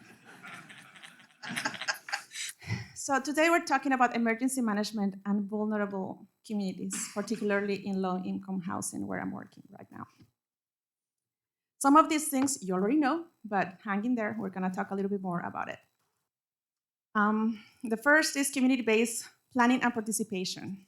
Inclusive planning, ensure that low-income communities are involved in the disaster planning process and giving them a voice into the decision-making. This is not easy. The first time when my department was created was to talk to the community. What are you worried about? The messages was, let's talk about emergency preparedness, let's talk about disaster preparedness. And when we were talking to the people in the buildings, the first thing that they're worried about is the elevator not working, and I cannot prepare for food because I don't have food to eat today or tomorrow. So that was a life-changing experience for us, because what we were thinking about, we were preparing for an earthquake. They were like, no, I'm not worried about that. I'm worried about today and tomorrow. So education and training, offering education programs to residents about disaster preparedness and response tailored to the specific community risks. Every community is different. We were talking about California, Oregon, Washington, we are different. Even in the same cities, communities are different. In our own buildings, when we are talking to a high rise full of people that are elderly or people with disabilities, it's very different to talking to a community in Gresham when there's a lot of people of color. The needs are different, the language is different. what the community needs is different. So learning how to work that cookie cutter is different. Building affordable and resilient housing and construction. Building standards are also different. And when you are building low-income housing, you are doing the basic needs, the basic codes. And talking about building with resilience is a little bit tough. I mean, I've worked with some of you to work on URMs and to post signs in the buildings. This is important work. It is not easy to do. Creating incentives for developers, creating programs where developers can use grants or money, or FEMA can do. Maybe we can build a building where you can provide housing, and talk about the difference of cost of building a basic code and a full retrofit building that will keep people housed after an earthquake. How much is that? I have not met the first person that can tell me what is the difference. Is it 10%, 20%, 50%? Everyone says it's too expensive. How much is too expensive? We don't know. We need to get there. So creating those incentives, working with other agencies. Maybe my agency is not the one, but maybe you find a smaller housing developer that want to work with you to create those numbers so we can research of how much this is the cost of creating resilient housing. Creating policy and advocacy, working on legislation, working on advocating for policies. And sometimes what I've seen before is the advocacy is great. What you are trying to do is great, but when you're talking, it's not talking to the people. So it's going for vote. People is not understanding what you're trying to do. And the question, what about me? What is there for me? Why is this affecting me? I don't live in Seaside. Tsunami is not coming here. So teaching, talking, educating, but also answering the question, what is there for me? Public awareness campaigns, raising awareness about the vulnerabilities. Like, yeah, you are not on beach, but maybe maybe you're not able to come back to the building where you're living. Have you asked that question? There was a comment earlier today about, is this building retrofitted or not? Actually, I was working on that. Okay, well, this building was retrofitted, but in housing, that means you may be able to get out of your building, but you're not gonna be able to come back. You are not gonna be able to live in that building, just you are gonna lose your housing. So it is not simple. People will lose their housing, and if you, I'm pretty sure you've done research of who is left after a big disaster in those communities are the most vulnerable one, that they lost everything they have. Long-term recovery and resilience. We need to work on sustainable development and monitoring and evaluating. What we are creating maybe doesn't work. We need to promote sustainable development practices that enhance long-term resilience and low-income housing communities. Regularly assess the effectiveness of the disaster preparedness. And there is a lot of things that we might be doing right. There's a couple of things that we might be doing wrong. So we need to change and involve the community to evaluate those things. So let's go deep. A lot of the things that I already talked about, you already know. But let's talk more about vulnerability. Who are the most affected in the area? Again, Seaside is different than Portland. How are we gonna communicate with them? Have you talked to them? In some cases, you will not be able to talk to them because in Seaside, maybe is the community that is coming to visit, maybe it's the tourists, maybe it's people that speak different languages. Maybe there's people that think that the sign that says tsunami, they think that it's, that is a, how do you call that, surfing area, high waves surfing. It happened to a family member that came from Colombia. That's what they thought it was. So am I talking to the correct people that is gonna be affected by this earthquake or disaster? So take just a couple of seconds and look around you. Who is doing this work with you? Is it people of color? Is it people that is vulnerable? Is it people that is getting affected by this? And in some of the cases, the question is no. So talking to them is very important. So the gaps between the people that is receiving the message and the people that is actually getting educated and is gonna be affected by disasters, this is the gap that we need to work together to be able to fix. So we are, Home Forward is serving low income to no income households. They have limited resources. They lack the financial reserves to prepare, to respond, and to recover from disasters. As I mentioned, many of them in an earthquake this size may lose their housing. And whatever is in that apartment or in that housing, they are going to potentially lose or not have access to for a long time. As I mentioned, the construction of those buildings are very old. They're not in the conditions to be able to pass an earthquake like this. And to maintain buildings are going to be very susceptible to damage. They might not have access to service, or they have limited access to emergency services, healthcare, and insurance. So think about them when you are creating those policies and when you are creating this work. Because talking about the cookie cutter, when we were trying to educate our residents, we couldn't use a lot of the information from FEMA or from the Red Cross because it didn't apply for them. Because the question, what is there for me? What am I going to do when I cannot prepare 10 gallons of water when I don't have water or potable water to drink today? Elderly individuals, they have physical limitations, health conditions, social isolation, medical dependency, and weaker immune systems. So thinking about them, are they going to be able to drop hold? Are they going to be able to evacuate the buildings? Have we created, and I've seen material for people that are elderly with disabilities, but is that a material available? Is that material translated? Are you creating videos? Many people, some of the things that we have learned is some of our residents don't want to read. They want to see a video. They want to see somebody around them to teach them how to do this work. Somebody like look like them, somebody that speak like them, somebody that is also elderly or with disability. So people with disabilities, accessibility issues, special needs, and communication barriers. Sometimes people is like, oh, we created an app, or there's a web page where you can find it. There's a lot of people in our community that don't have access to these resources. And yes, they might have an iPhone, but they don't have the information, or they don't have the they're not technical savvy to access to those resources. I'm not talking about everyone, I'm talking about some of them. Immigrants and refugees. I talk a little bit about it. Language barriers, difficulty understanding warnings and accessing services. Legal status. Some of them are afraid of deportation, and they might think that they are ineligible or not eligible for a lot of these programs.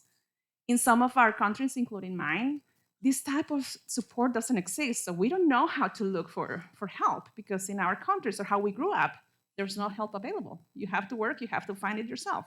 So teaching them about those resources that are available in the community are important.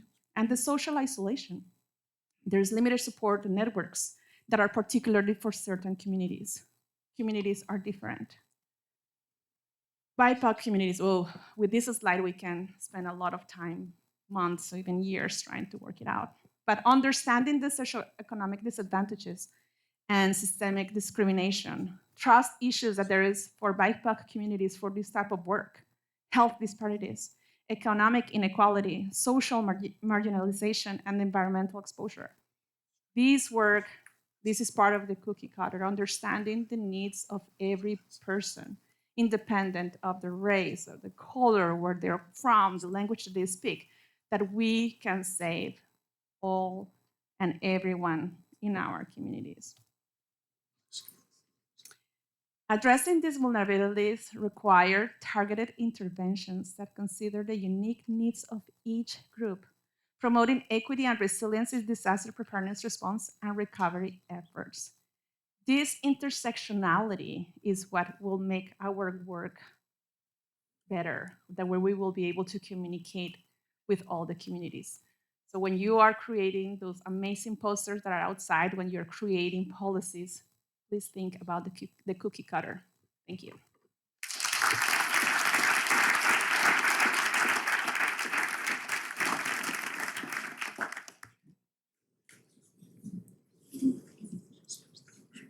Jim?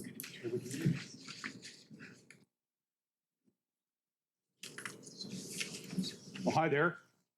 First of all, thanks for inviting me. This has been a real treat. I'm learning a lot. Thank you so much. So I'm Jim Origliosso. I'm with the Oregon Disaster Airlift Response Team.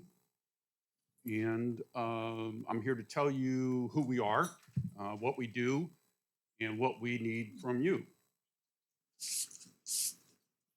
At our core, we are a group of about 200 volunteer pilot owners organized to respond to a disaster event.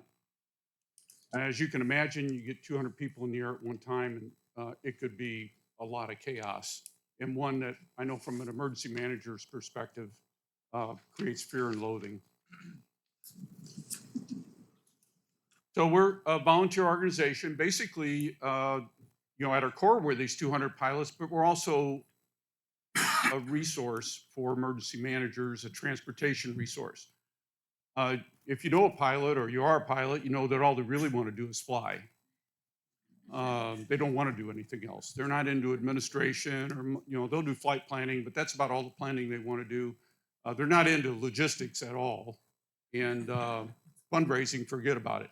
So basically, ODART is organized around this core group, and the whole idea is that as a group, we can provide both a safe and effective response to a disaster. And of course, you know, we've been in existence 3 years. We practice for the Cascadia Subduction Zone event. We do 2 exercises a year, pretty much. We're able to get, out of those 200 pilots, we're able to get 40 or 50 of them at a time to participate in an exercise. We just completed one here a couple of weeks ago. So we go along the coast. The idea is that we will transport supplies into an impact area, and we will evacuate people and small animals out of the disaster area, the impact area. Our roots are basically in serving tribal communities, so we have this little niche that, because we are small airplanes, we can provide a limited response. We're not bringing in C-130s. We're not, you know, bringing in the heavy iron and the tons of stuff, but we can get up fairly quickly. I call it a limited but quick response. So we're able to respond within a matter of hours or days as opposed to weeks or months. What we're able to bring, our average load is about 400 pounds of cargo. Yeah, so that's our niche. Primarily, like I say, serving underserved or isolated communities. And you're going to see where you come in here in a minute. Basically, the way we're configured, we're organized around 4 staging areas, 4 staging airports in the Willamette Valley. And together in concert, they're intended to be like a single dispatchable resiliency hub so that we have staged materials and supplies, medical, food, water, shelter, that we can put on airplanes and get into an impact area. So we're able to, we don't know where the disaster is going to be felt the most or where the need is going to be the greatest. So our approach is to really be able to dispatch to where the need is and where we can actually serve. Again, this is where you all starting to come in. Each airport is responsible for a sector. Generally, it's a northern sector out of Aurora Airport is the north coast. Our middle of the state is served out of Albany, so that's Newport, Lincoln City. And then everything south is served out of the Creswell Airport, and that's basically Florence and south. We're configured for redundancy and mutual support. So you call one of us, you've called all of us. That's basically what we're about, is a rapid deployment within days of the event. So this is where we need information. We're, like I say, this is our 3rd year. It's our 5th. We just completed our 5th exercise. Each year we try to get a little bit better at trying to predict um, where we can land, basically, and where we can land not only, safely, but where we can be of the most use to those communities where we're landing. So I thought the tsunami presentation was just fascinating from my perspective, because that is what we've been working on for 3 years, is trying to figure out where we can land that'll be survivable. So we want to differentiate areas of inundation, liquefaction, and landslide. And this is where our friends from the state have been very helpful in their research in terms of identifying those isolated islands for resiliency. And we're constantly trying to identify potential landing areas. This year, we were able to bring 6 seaplane flights into our fleet. And we had successful demonstrations in the Florence area and at Lincoln City, where we were able to bring some seaplanes into an unload cargo. We do live cargo. It's not a tabletop. It's not a purely academic exercise, because that's what our volunteers, that's what they want to do. They want to fly. So that's what we do for them.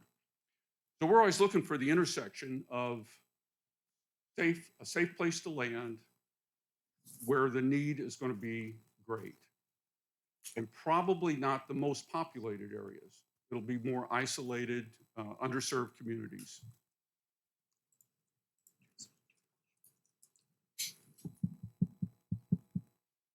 I think that's it. I mean, that's just me. That's our deal, and we'll call it good.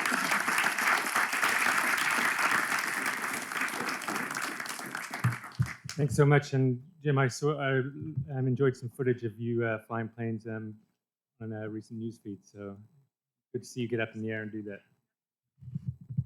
Okay, so I'm going to keep us rolling, and we're a little behind, so we'll do the questions asynchronously using the capture. So please keep them coming. We'll make sure they get to the speakers, and we get them published on our webpage or out to you afterwards. I do want to move into our next session, which is our hazard resilience communication and outreach folks. So we're going to have lead out with a collaborative presentation from Gabriel Lotto from Pacific Northwest Seismic Network and Bob DeGroot from USGS. And then we got Mike Brzezinski joining us from Miami University, Ohio, and Marcie Benne from OMSI, Oregon Museum of Science and Industry here in Oregon. So I'm going to hand over rapidly to keep the show going and to this double feature. Thank you.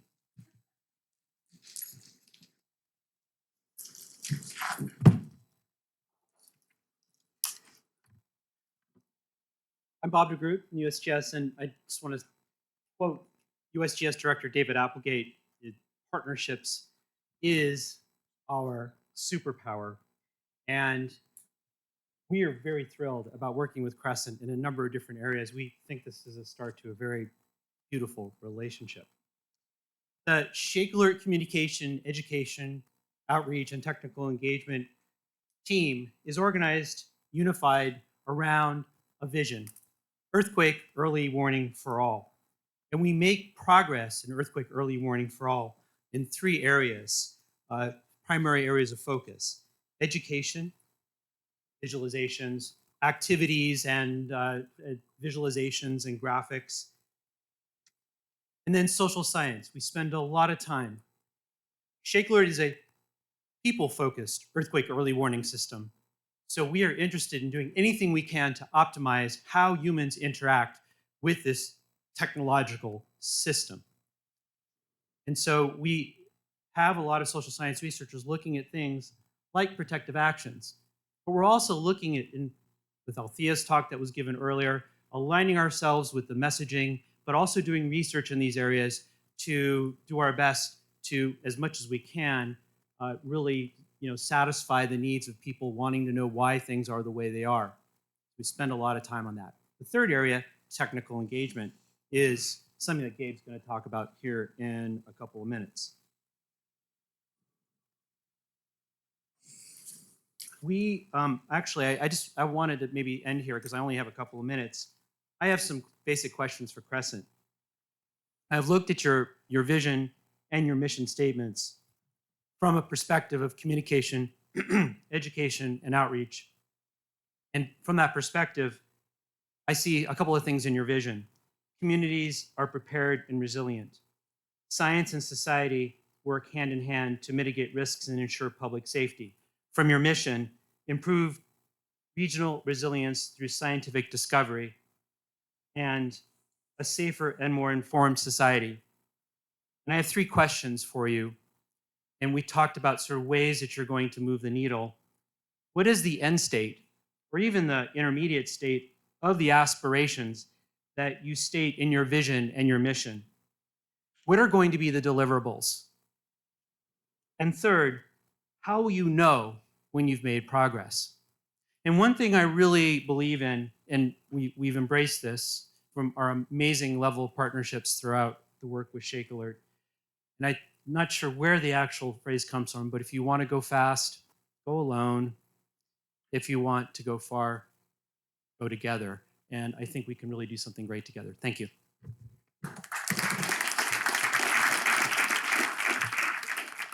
Yeah, so I'll just talk briefly about what Bob meant by Shake Alert technical engagement. It's really the question of how does Shake Alert alerting get out into the world and actually protect people and infrastructure. And so that's a lot of what we do here. I have a poster out there, we can talk about it, but here's the brief overview. A lot of people think about Shake Alert as being mass public alerting for phones, and it is. That is a really an area where we've had a lot of success. If there's an earthquake that's significant, that's going to affect us here today, probably everyone's phone will start buzzing in one or more ways with either Shake Alert customized apps, the wireless emergency alert system, or the Android operating system. But in addition to that, an area where we still have a lot of room to grow is in other responses. And I often ask organizations and individuals, okay, what would you do if you knew you had, let's say, 15 seconds of shaking before an earthquake started? And obviously, your mileage may vary on that 15 seconds. It could be more or less. But generally more towards the Cascadia Subduction earthquake side of things. What else would you do? And as an organization, you could build Shake Alert into your existing communications infrastructure, PA systems, radios, desktop computers, fire alarm systems. You want to slow down things that are in motion, trains, elevators. You want to open firehouse doors to get vehicles out of their bays and into action as quick as possible. And all of this can be done with the current Shake Alert system as it is operational. The USGS makes the Shake Alert alerting feed available to any organization who can give a good reason for what they're going to do with it. Anyone can pull that data feed, those real-time alerts, and use them really quickly to initiate all sorts of other actions. So if you want to learn how to do that, come talk to us at the poster session. There's lots of possibilities. It goes far beyond just cell phone alerting. Thanks.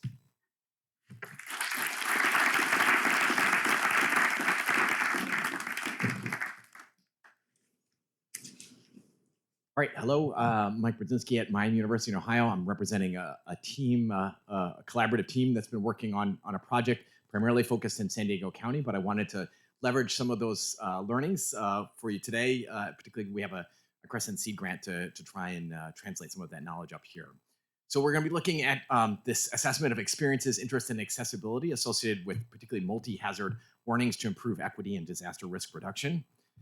This is primarily motivated by the United Nations Office of Disaster Risk Reduction, which put together the Sendai framework, a set of 7 global targets. Specifically, we're focused on this one here, the substantially increase the availability of and access to multi-hazard early warning systems and disaster risk information and assessments by 2030, right? So a sort of overarching goal for our community overall. And so as researchers, we're thinking about how can we get there more efficiently and quickly. So thinking about, how do we increase the availability and access of these early warning systems? Well, that would require things like the systems being tailored to user-specific needs, to have a broad scope of communication channels, and to communicate critical and timely hazard information to those potentially affected communities. So there are a variety of ways to do this. One of the strategies that our colleagues at San Diego County have been focused on is that key target of smartphones. How do we sort of provide the alerting in a very tailored way, smartphones enable some of that capability. I will note just the concept mentioned earlier, right? We're trying not to think about this as a cookie cutter, right? This is not the only way that we communicate with communities, but this is one of the ways that we think we can tailor information. So in order to try and better understand how do we do this, thinking about the efficacy of these systems, it really requires integrating ideas from this range of different stakeholders, including government agencies, academics, and industry. And so just the idea that it's really important to do this via partnerships. So I've heard that many times today, seen a lot of these sort of icon kind of graphs. I'm sharing that us academics are starting to learn this lesson to not just do the research in a vacuum, but we gotta have to work with the folks that are on the ground trying to make these things happen. So that's this project grew out of that kind of partnership. Bob DeGroot, who's just up here, there's a lot of credit for helping be that connector, the superpower I agree with. They helped us to make this project happen.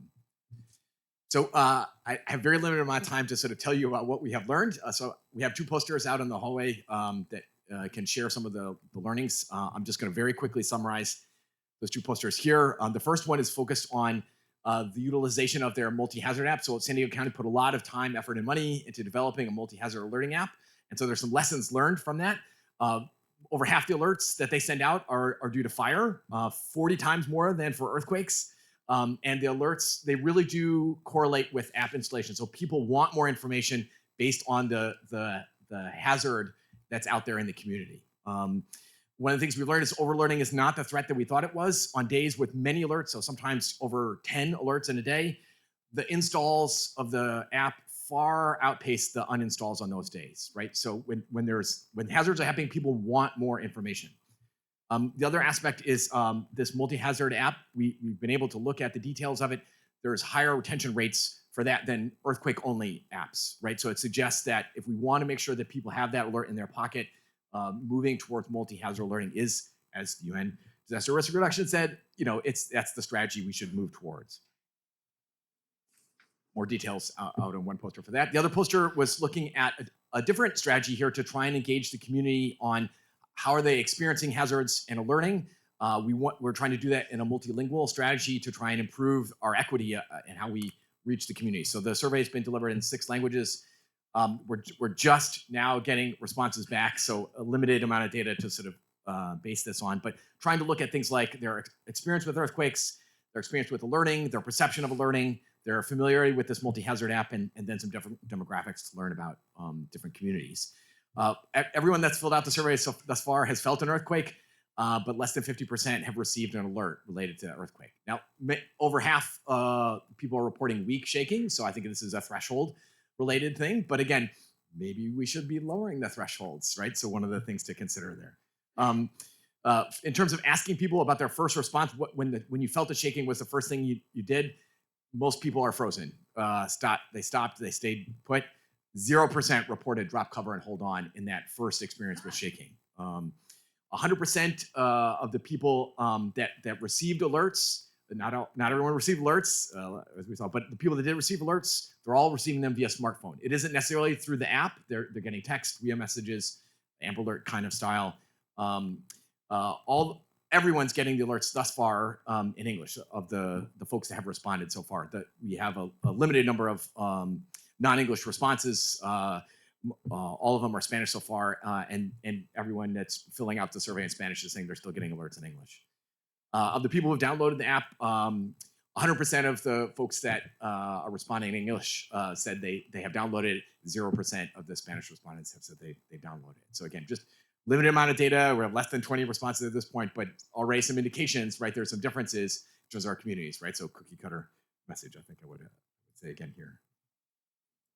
Right, so part of the reason I'm here at this meeting is that we have a seed grant from CRESCENT to be able to try and translate some of the knowledge that we've been learning with San Diego County up here to Cascadia. So working on deploying similar alert analytics. I just had a meeting with Everbridge last week to learn more about OrAlert and some of the data we can collect from them. And then employing some surveys up here in Oregon and Washington to try and evaluate the warning experiences, interest, and accessibility. So Ann Bostrom's paper from a few years ago is an excellent sort of starting point. We're trying to get a little bit beyond that into some of these differences in equity. We are looking towards a larger NSF proposal to try and support the technological developments that would really improve our multi-hazard alerting capability. I recognize that I can't just say this to this community, be like, hey, we have to do multi-hazard alerting. Obviously, it's going to take money, effort, time to get there. And so we're committed as researchers to try and help us get the support to be able to do that.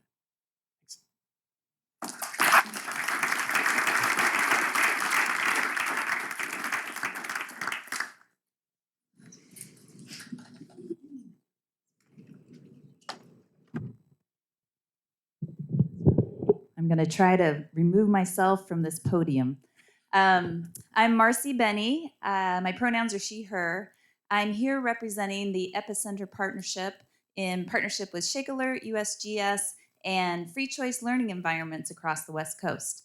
That includes museums, parks, libraries, and organizations that many of you probably participate in your free time and maybe professionally. Just like the other people that have been speaking, I'm here to invite you to an opportunity to connect. I'm really impressed with what I'm seeing here at CRESCENT.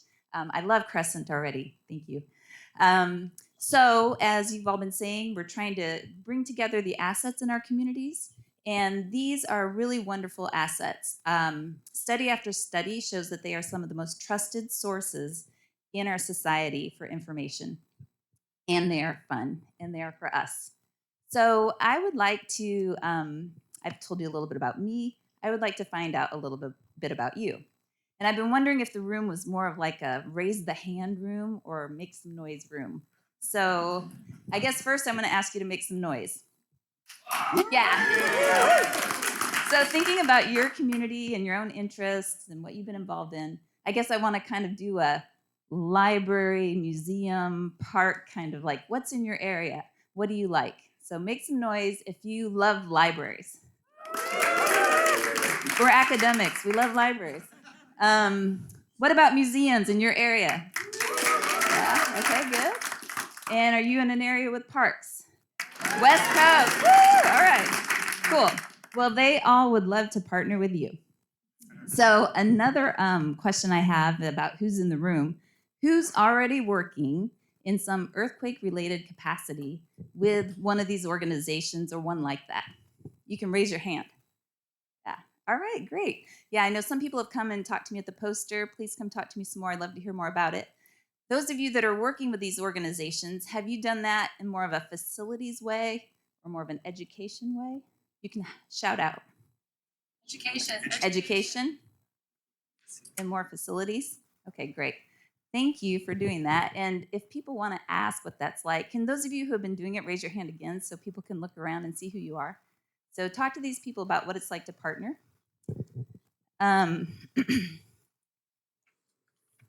Andy asked me, what do we need from scientists? I know that's kind of the big question. And I also know there's more than scientists in the room. So this applies to everybody. When working with these organizations, sometimes they might approach you, but please feel free to approach them. This is a great way to be, one of many ways to work with community relationships. If you do approach them, there's a good chance they'll be busy like everybody. And it'll take some time maybe to make some relationships within the organization and find out how you might fit in. But over time, I'm sure that they can find a place of how you can help. Just like we've been saying all day, as scientists, as people with complex messages, when we're working with these organizations, we'll just need to continually work on our communication. What is it that we're all trying to find as a common priority, and how can we adapt our communications? And then third, as we were just saying, approach this as something that can be a good time, something that you want to do, something that you like. So maybe facilities sounds more fun, maybe safety, maybe getting out with the public. Generally, these kinds of organizations like fun. People go to them for a good time. People volunteer with them for fun. So when you're thinking about how you might help, definitely have that in mind. And I did not put the logo here, and there's my little alarm, but we are the Epicenter Partnership. I'm Marcie. Bob DeGroot can also talk to you, and we hope that you'll be engaged with your local free choice learning environments. Thank you.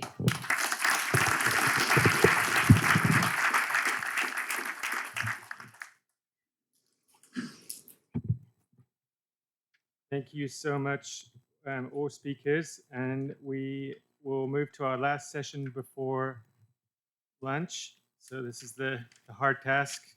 People know the food's out there. I think it's fitting to conclude our morning session with a couple of short feature talks that continue to highlight the efficacy and importance of partnerships in this work. And I'm honored to welcome Harold Tobin from University of Washington, and then Yumei Wang from Portland State University to take us through to the finish line here for this morning session. Both Harold and Yumei obviously have long careers contributing to this community, and it's pretty unfair to ask them to summarize those careers in 8 minutes with their work. But I'm hoping that they can take us home with that messaging, the case studies that inspire all of us to work collaboratively and help improve our regional resilience. So without further ado, I'll hand over to you, Harold. Thank you. And I promise you that I will definitely not summarize my career to you or even talk very much about my own research at all.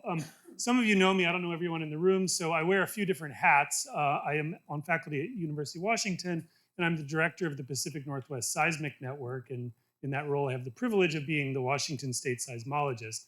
But I'm a researcher fundamentally on subduction zone processes and hazards. And so I'm involved, I think I'm the one person who's on the executive committee of both CRESCENT and this thing called the Cascadia CoPes Hub. And I'm here to talk about the CoPes Hub specifically today. CoPes Hub is the Cascadia Coastlines and Peoples Hazards Research Hub. Like CRESCENT, it's a 5-year program that was funded by the National Science Foundation to address geohazards and their impacts on society, specifically in the Cascadia region. So you can tell already the Venn diagram has lots of overlap between the two organizations. And it turns out it actually has a lot of overlap of the participants from in terms of both the scientific research and some of the community engagement that's going on. So I'll tell you a little bit about CoPes Hub. I think that overlap is absolutely, in continuing a theme we've heard this morning already, a positive thing. Partnership, more funding for earthquake resilience research is a good thing for all of us. So having the CoPes Hub and CRESCENT active has me tremendously excited. First of all, there's a number of people from CoPes Hub in the room, and I wonder if you could just stand up if you're a CoPes Hub researcher. Yeah, so people who span a number of the different things I'm about to tell you about in earthquake hazards, coastal inundation hazards from tsunamis, and other things. But let me just launch right in here, talk a little bit about it. First of all, CoPes Hub was funded by multiple programs in NSF, so it's earth sciences, but also social sciences, and other aspects, engineering sciences in the National Science Foundation. The vision is to help our coastal communities specifically prepare and adapt to coastal hazards. So that's more broad, as you'll see, than just earthquakes and tsunamis, but it involves that a lot through both physical science research, social science research, and community engagement. And I think a key element of CoPes at the top there is that it's about integrating the acute hazards like earthquakes, tsunamis, and landslides with the chronic hazards, long-term coastal erosion, storms, sea level rise in general, and the things that the communities are dealing with in any coastal setting is really both of them, right? It's continuously day to day, but also worrying about the big one, so to speak. So it's meant to contribute to the resilience and service of those community identities through science, just as CRESCENT is. And it's got a very strong focus on co-production in collaboration with the communities. So partnerships in CoPes Hub maybe has a stronger, I won't say this is a sharp line, but a gradationally stronger flavor of working directly with communities and the stakeholders in those communities, city planners, et cetera, for small communities and so on, as opposed to maybe with the sort of large-scale infrastructure communities that are well represented by some of what we heard this morning in CRESCENT. So, you know, the vision increases resilience and really providing information for hazard assessment, mitigation, adaptation, working in collaboration with coastal communities, and it should also say working very much in collaboration with some of the entities we've heard from today, like state geological surveys as a great example, and you know the kind of work that John, Allan, and Lalo are doing. How CoPes Hub is structured, and it has well over 100 researchers involved in it now. It started in the fall of 2021, so we have a little head start on where CRESCENT is. 2-year head start. We're at the end of our 3rd year of operation of what we hope will actually go on beyond a 5-year program. But we kind of have 3 teams that are carrying out the scientific fundamental research in the hub. Team 1, I'll tell you a little bit more about, but the tectonic hazard sources, the one most aligned with the research going on in CRESCENT. Then Team 2 with inundation and coastal change hazards, things like the sea level rise. And then 3 maybe has more of the social science flavor, community adaptive capacity. We'll talk about that a little bit. And then there's some overarching activities that are really important in terms of broadening participation of students in STEM programs and geoscience specifically, but really engaging in science broadly, especially in our underrepresented groups and communities, working closely with, for example, tribal entities in the region. And then engaging with the community for co-production of knowledge in Team 5. And I just don't have enough minutes to tell you a lot of detail about any of those things, but that's sort of the flavor of where the different elements are. I'll do a little bit more specifically about Teams 1, 2, and 3. CoPes Hub was also designed to say, okay, we're looking at all of coastal region of Cascadia. We have a lot of coastline in this part of the world, right?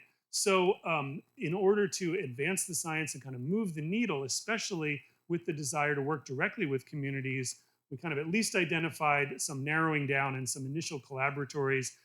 You can see right now on this map that there are 5 of them, and they actually span pretty broad geographic regions, even as pared down as they are. So in fact, smaller, individual communities have been a lot of the focus of some of the specific activities. For example, in Newport to Astoria, there's a lot of effort going on related to seaside. We've already heard about seaside and Gerhardt region already. In the Tualatin to Toplin, there's a lot of effort going on around Westport, Washington, and the Grays Harbor region. Up in inland, the Swinomish tribe, and so on. So the idea, though, is tractable scales for this kind of community-engaged research. So the teams. Team 1 is tectonic geohazard sources, integrated probabilistic modeling. And what that means is really looking at things from identifying the faults that represent hazards and maybe building the next generation models of what are the potential tsunami sources, including splay faults. Allan referred to that already a little bit, and some of the work that has been CoPes Hub work that showed up on your slide in terms of how we've modified some of the things that go into the probabilistic hazard trees. The potential then of taking that and inputting it into a logic tree of models. Aaron Worth is here leading a lot of that effort on modeling the ground shaking and potentially then also the tsunami source for new tsunami and ground shaking scenarios to build that can be part of the next generation of those sorts of things. Vertical land elevation, it's kind of showing up in this figure over here, changes, and an important effort that's going on that kind of emphasizes that cross-cutting aspect of it is a work that's going on to represent something that was already alluded to this morning: steady sea level rise, steady vertical elevation rise or fall or neutral, depending on where you are from the tectonic accumulation of strain that leads to the next earthquake, and then different scenario building depending on when the earthquake happens over the next 50-year kind of time span, because sea level is at a different place depending on when the earthquake takes place. So those kind of scenario simulations are all building into this. And then the inundation modeling about what happens when the tsunami starts, and for individual regions, kind of detailed work that, among other things, Dan Cox's group from Oregon State and others are doing here. Probably should have said right at the outset too, this is primarily a collaboration between OSU and UW, but there were a number of other places represented on my first slide there that are parts of the CoPes Hub as well. So Team 2 is the coastal exposure primarily to inundation and some of those sort of chronic hazards from the combination of sea level rise and increased energy of storms and so on, understanding the sort of coastal geomorphology and ecological response, and really co-producing with communities what some of the usable features are for climate change adaptation. A little different from the earthquake and tsunami story primarily. Team 3 is the community adaptive capacity, where the goal is really to engage and produce new knowledge with coastal communities, but also increase their adaptive capacity, the resilience that's been discussed a lot today. And a number of different really cool projects have been happening through Team 3. I don't have time to show you very much of them. Some of them are about scenario understandings for any particular region of what those impacts are and how, again, the climate scenarios and the CSZ scenarios sort of interact with each other. Some excellent outreach work that's happened going into communities along the Newport to Astoria Collaboratory is another great example, doing tsunami understanding and awareness hazard work, what Carolina was sort of alluding to, doing it in Spanish and doing it even in Mayan Mam languages spoken by a lot of Guatemalan people who are in those regions and don't have really access to the same kind of information that we're getting in English. And we know how hard it is to even engage the sort of the dominant community, but these underrepresented communities are really not being reached. So some great work has been going on through the Team 3 and a lot of other things that I don't have a lot of time here to talk about. One last one I really want to highlight is the Cascadia Community Engaged Research Clearinghouse. This is an effort that CoPes Hub has set up over the past 18 months or so. And the concept is that partners or communities or people in a community with a need can engage with the researchers and try to understand how they can move forward on some issue that they have, facilitating that connection between the scientists and the communities that are seeking information, advice, and knowledge. This is not intended to represent, the professional geotechnical community or, the kinds of consultants that communities may need, the stuff that's regulatory requirements and things like that, but just really to make sure that that conversation is there and researchers can be connected. And if you go to the website, this is just a screenshot from the CoPes Hub website, you can go right in and go into the CCERC request form, CCERC, the clearinghouse, and basically enter the kind of stuff that you need to do and start a dialogue with CoPes Hub researchers. And so far, this has been something that communities have responded to. There's a quote there from YAHAT's Emergency Preparedness Committee. And I think we're seeing the value of just having somebody to reach out to and talk to that can give you information. And we know that the state surveys do this as well and do it really well. Sea Grant does this as well. We're not trying to replace any of those things. We're trying to just augment them and facilitate that greater connection to them. Some of you were probably at the Navigating Coastal Hazards workshop that happened earlier this spring. It was a fabulous opportunity to do the same kinds of things that I think we hope to do through the Partnerships and Applications program here in CRESCENT. And so I think the message that I have for you is just that the CoPes Hub and CRESCENT can be very much welded partners that are trying to advance all of the same kinds of things, have a lot of the same people involved, and if we work together, we can just get more done. So thanks a lot for the opportunity to talk about it.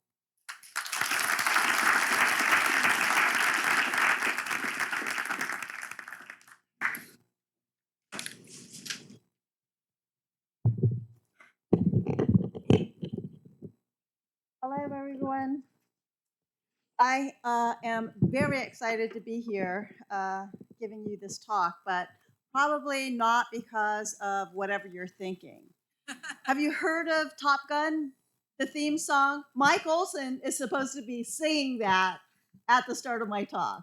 Highway to the Danger Zone. Okay. Woo, that's not my talk.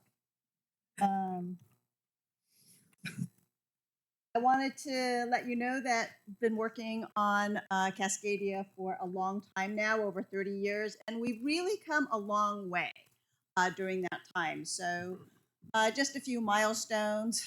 In 1994, there was a really critically important building code adoption where Cascadia ground motions started to be taken into account. And building codes are our first line of defense. Really important improvements since then, but that's a real break point.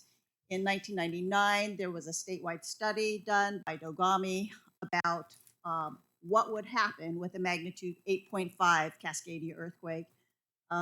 Lots of damage and lots of fatalities. In 2009, there was a grant program started by the state of Oregon to help vulnerable schools and emergency response facilities like police stations, fire stations, so that if they're seismically vulnerable, it's not an unfunded mandate with the law that came with this. It's actually providing help, some funds from the state to help those vulnerable buildings become seismically safe. And then in 2013, there was a very important Oregon Resilience Plan that was issued by the state, the Oregon Seismic Safety Policy Advisory Commission, OSPAC, And this was basically a gap analysis looking at all of our lifeline infrastructure, our buildings, and having over 100 volunteers, mostly engineers, estimate that it's looking really bad. It looks like it's going to be a long time before services are back up and running. This is highways, water, electricity, and so forth. And one of the critically important things that happened from this is that the state of Oregon and others started to say, you know, we don't want to just have this message of people need to prepare for 72 hours. It needs to be more like 2 to 3 weeks. And this has persisted, and this is great news. So lots of other stuff done as well, but those are some key ones. That said, we have a long way to go before we actually are safe. And I'm going to talk about what I think are the 2 top danger zones in the state of Oregon. So the coast will be geographically isolated because of the coast range. There's going to be landslides looking at the left side in the coast range, and the bridges are going to be down. So you won't be able to get from the coast to I-5, the valley. This is a picture of Highway 101. Looks fine if you're driving over it, but it's actually a really crappy bridge. And not only is it a crappy bridge that will fail, there's also important other lifelines strung on it. So water won't be able to be delivered to the hospitals. Hospitals use a lot of water, etc. Oregon is expected to have a lot of casualties using numbers based on Dogami and USGS studies, and assuming that people know right away where to get to high ground and they move to high ground, we would still have about 20,000 casualties. And as John Allan mentioned this morning, the North Coast, including where Seaside is, has these low-lying coastal plains. You're going to have a lot more inundation there than on the South Coast, where the bluffs are a lot higher and there's a lot less development on low ground. So this is just a table showing injuries and fatalities by county in the state of Oregon. And you can see that there really are a lot of fatalities. And the reason why is if you're caught in the tsunami zone, even a foot of water can be deadly.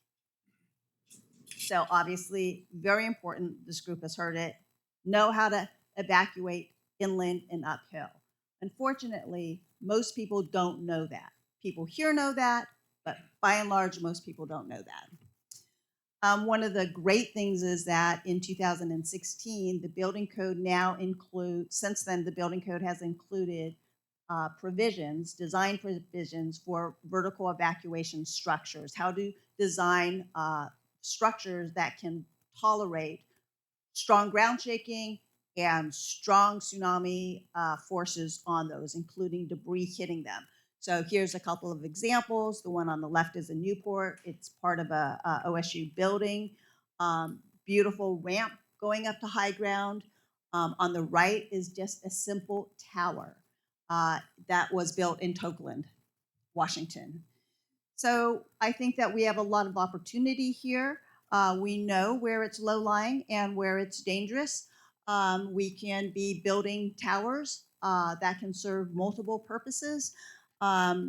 These towers can be made much more affordable and much more reliable if we design them so that they're prefab. Prefab have very controlled environments. You just need to make the elements a certain size so you can drive them down the highway. Then they need to be put together, and they need to be put together so that they can fit the site itself. So the height and the size of it needs to be able to be modular, like Legos. And I envision that we can do that. We in this room here can make this happen so that everybody is safe. There's a lot of tornado shelters in Tornado Alley in Kansas. This is what we need to do. Okay, going on to my number 2 danger zone. This is the Critical Energy Infrastructure Hub. We are in this photo, and I can't seem to use a mouse, but if you look at the yellow blob up top, that is where the Critical Energy Infrastructure Hub is. This is an area that I started working on when I worked at Dogami in 2007 and worked together with the Oregon Department of Energy and the Oregon PUC and identified this area as a dangerous area that was very important to the state. And it's a 6-mile stretch with a concentration of energy infrastructure. And one of the biggest problems is that no matter how well you built these structures, if you haven't addressed for liquefaction where the ground can move during an earthquake and turn into a liquid, it can't support the overlying structures unless it's been explicitly designed for that, which it hasn't. So this is the report cover of the Dogami report that came out in 2013. Along the river, it's red, and basically this says, high-risk area. And it's not a high risk just to that area alone. It would cut off fuel supplies for the entire state of Oregon. So this is a key part of the fuel delivery system. This is a single point of failure area. The good news is that when our report came out, the Oregon PUC started to regulate the electricity and natural gas facilities, as you see on the photos to the left. But it wasn't until a couple of years ago when DEQ, the Department of Environmental Quality, it's like the EPA on the state level, started to regulate the fuel companies. So you can see that there are fuel tanks right next to the river, right there. And at the same time, while the mitigation is going on, everything should get mitigated by 2035, the Oregon Department of Energy has also been doing work to make sure that there's fuel availability throughout the state of Oregon. So it's like having more food in your pantry. You're not eating more, you're just storing it. And so this having more fuel supplies geographically distributed throughout the state, such as at airports or motor pools, is one of the ways to provide some relief for the fuel shortage problem that we will have. This is just a close-up of what the CEI hub looks like in one area. You have a lot of potential for oil spills right there. Homes are right nearby. And also there is a big fuel load right there next to all the fuel tanks. It's Forest Park, the largest urban forest in the nation, or something like that. But it's a lot of stuff that can burn. Fuel, if it catches on fire, it's gonna go uphill into this area. And if you can see the whole West Hills area there, there's a big fuel load. So in closing, I'd like to hear Mike sing for me, but also these top two recommendations, right? We should be providing what we need as far as vertical evacuation structures for people who cannot get to safety in time. We know how to do it, and we can do this in a way that's affordable and worthwhile to save people. The second thing we need to do is more for the Critical Energy Infrastructure Hub. Now, DEQ is regulating all of the oil terminals. All of them down in that area have submitted seismic vulnerability studies as of this month with their plan for mitigation. And so that's great. But even when all those facilities do their upgrades, there will still be dangers in this area. So I think that 3 of the things that should be done is we should have a very comprehensive shake alert system in this area. So thank you, Bob DeGroot, for all the work that you do. I think it should be both at the terminals as well as for the people and the workers who live in this area. And that would need to be designed and implemented.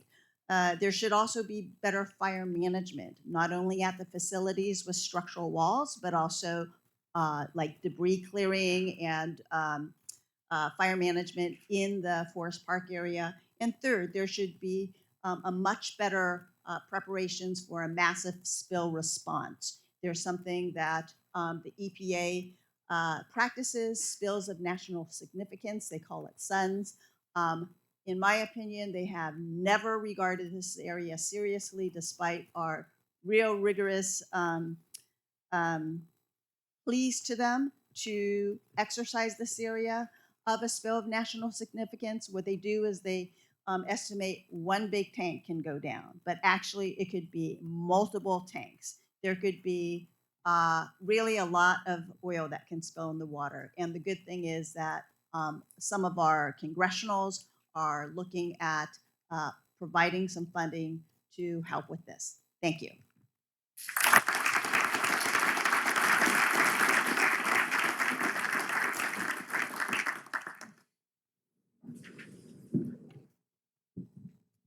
Thank you so much, everyone, for your attention.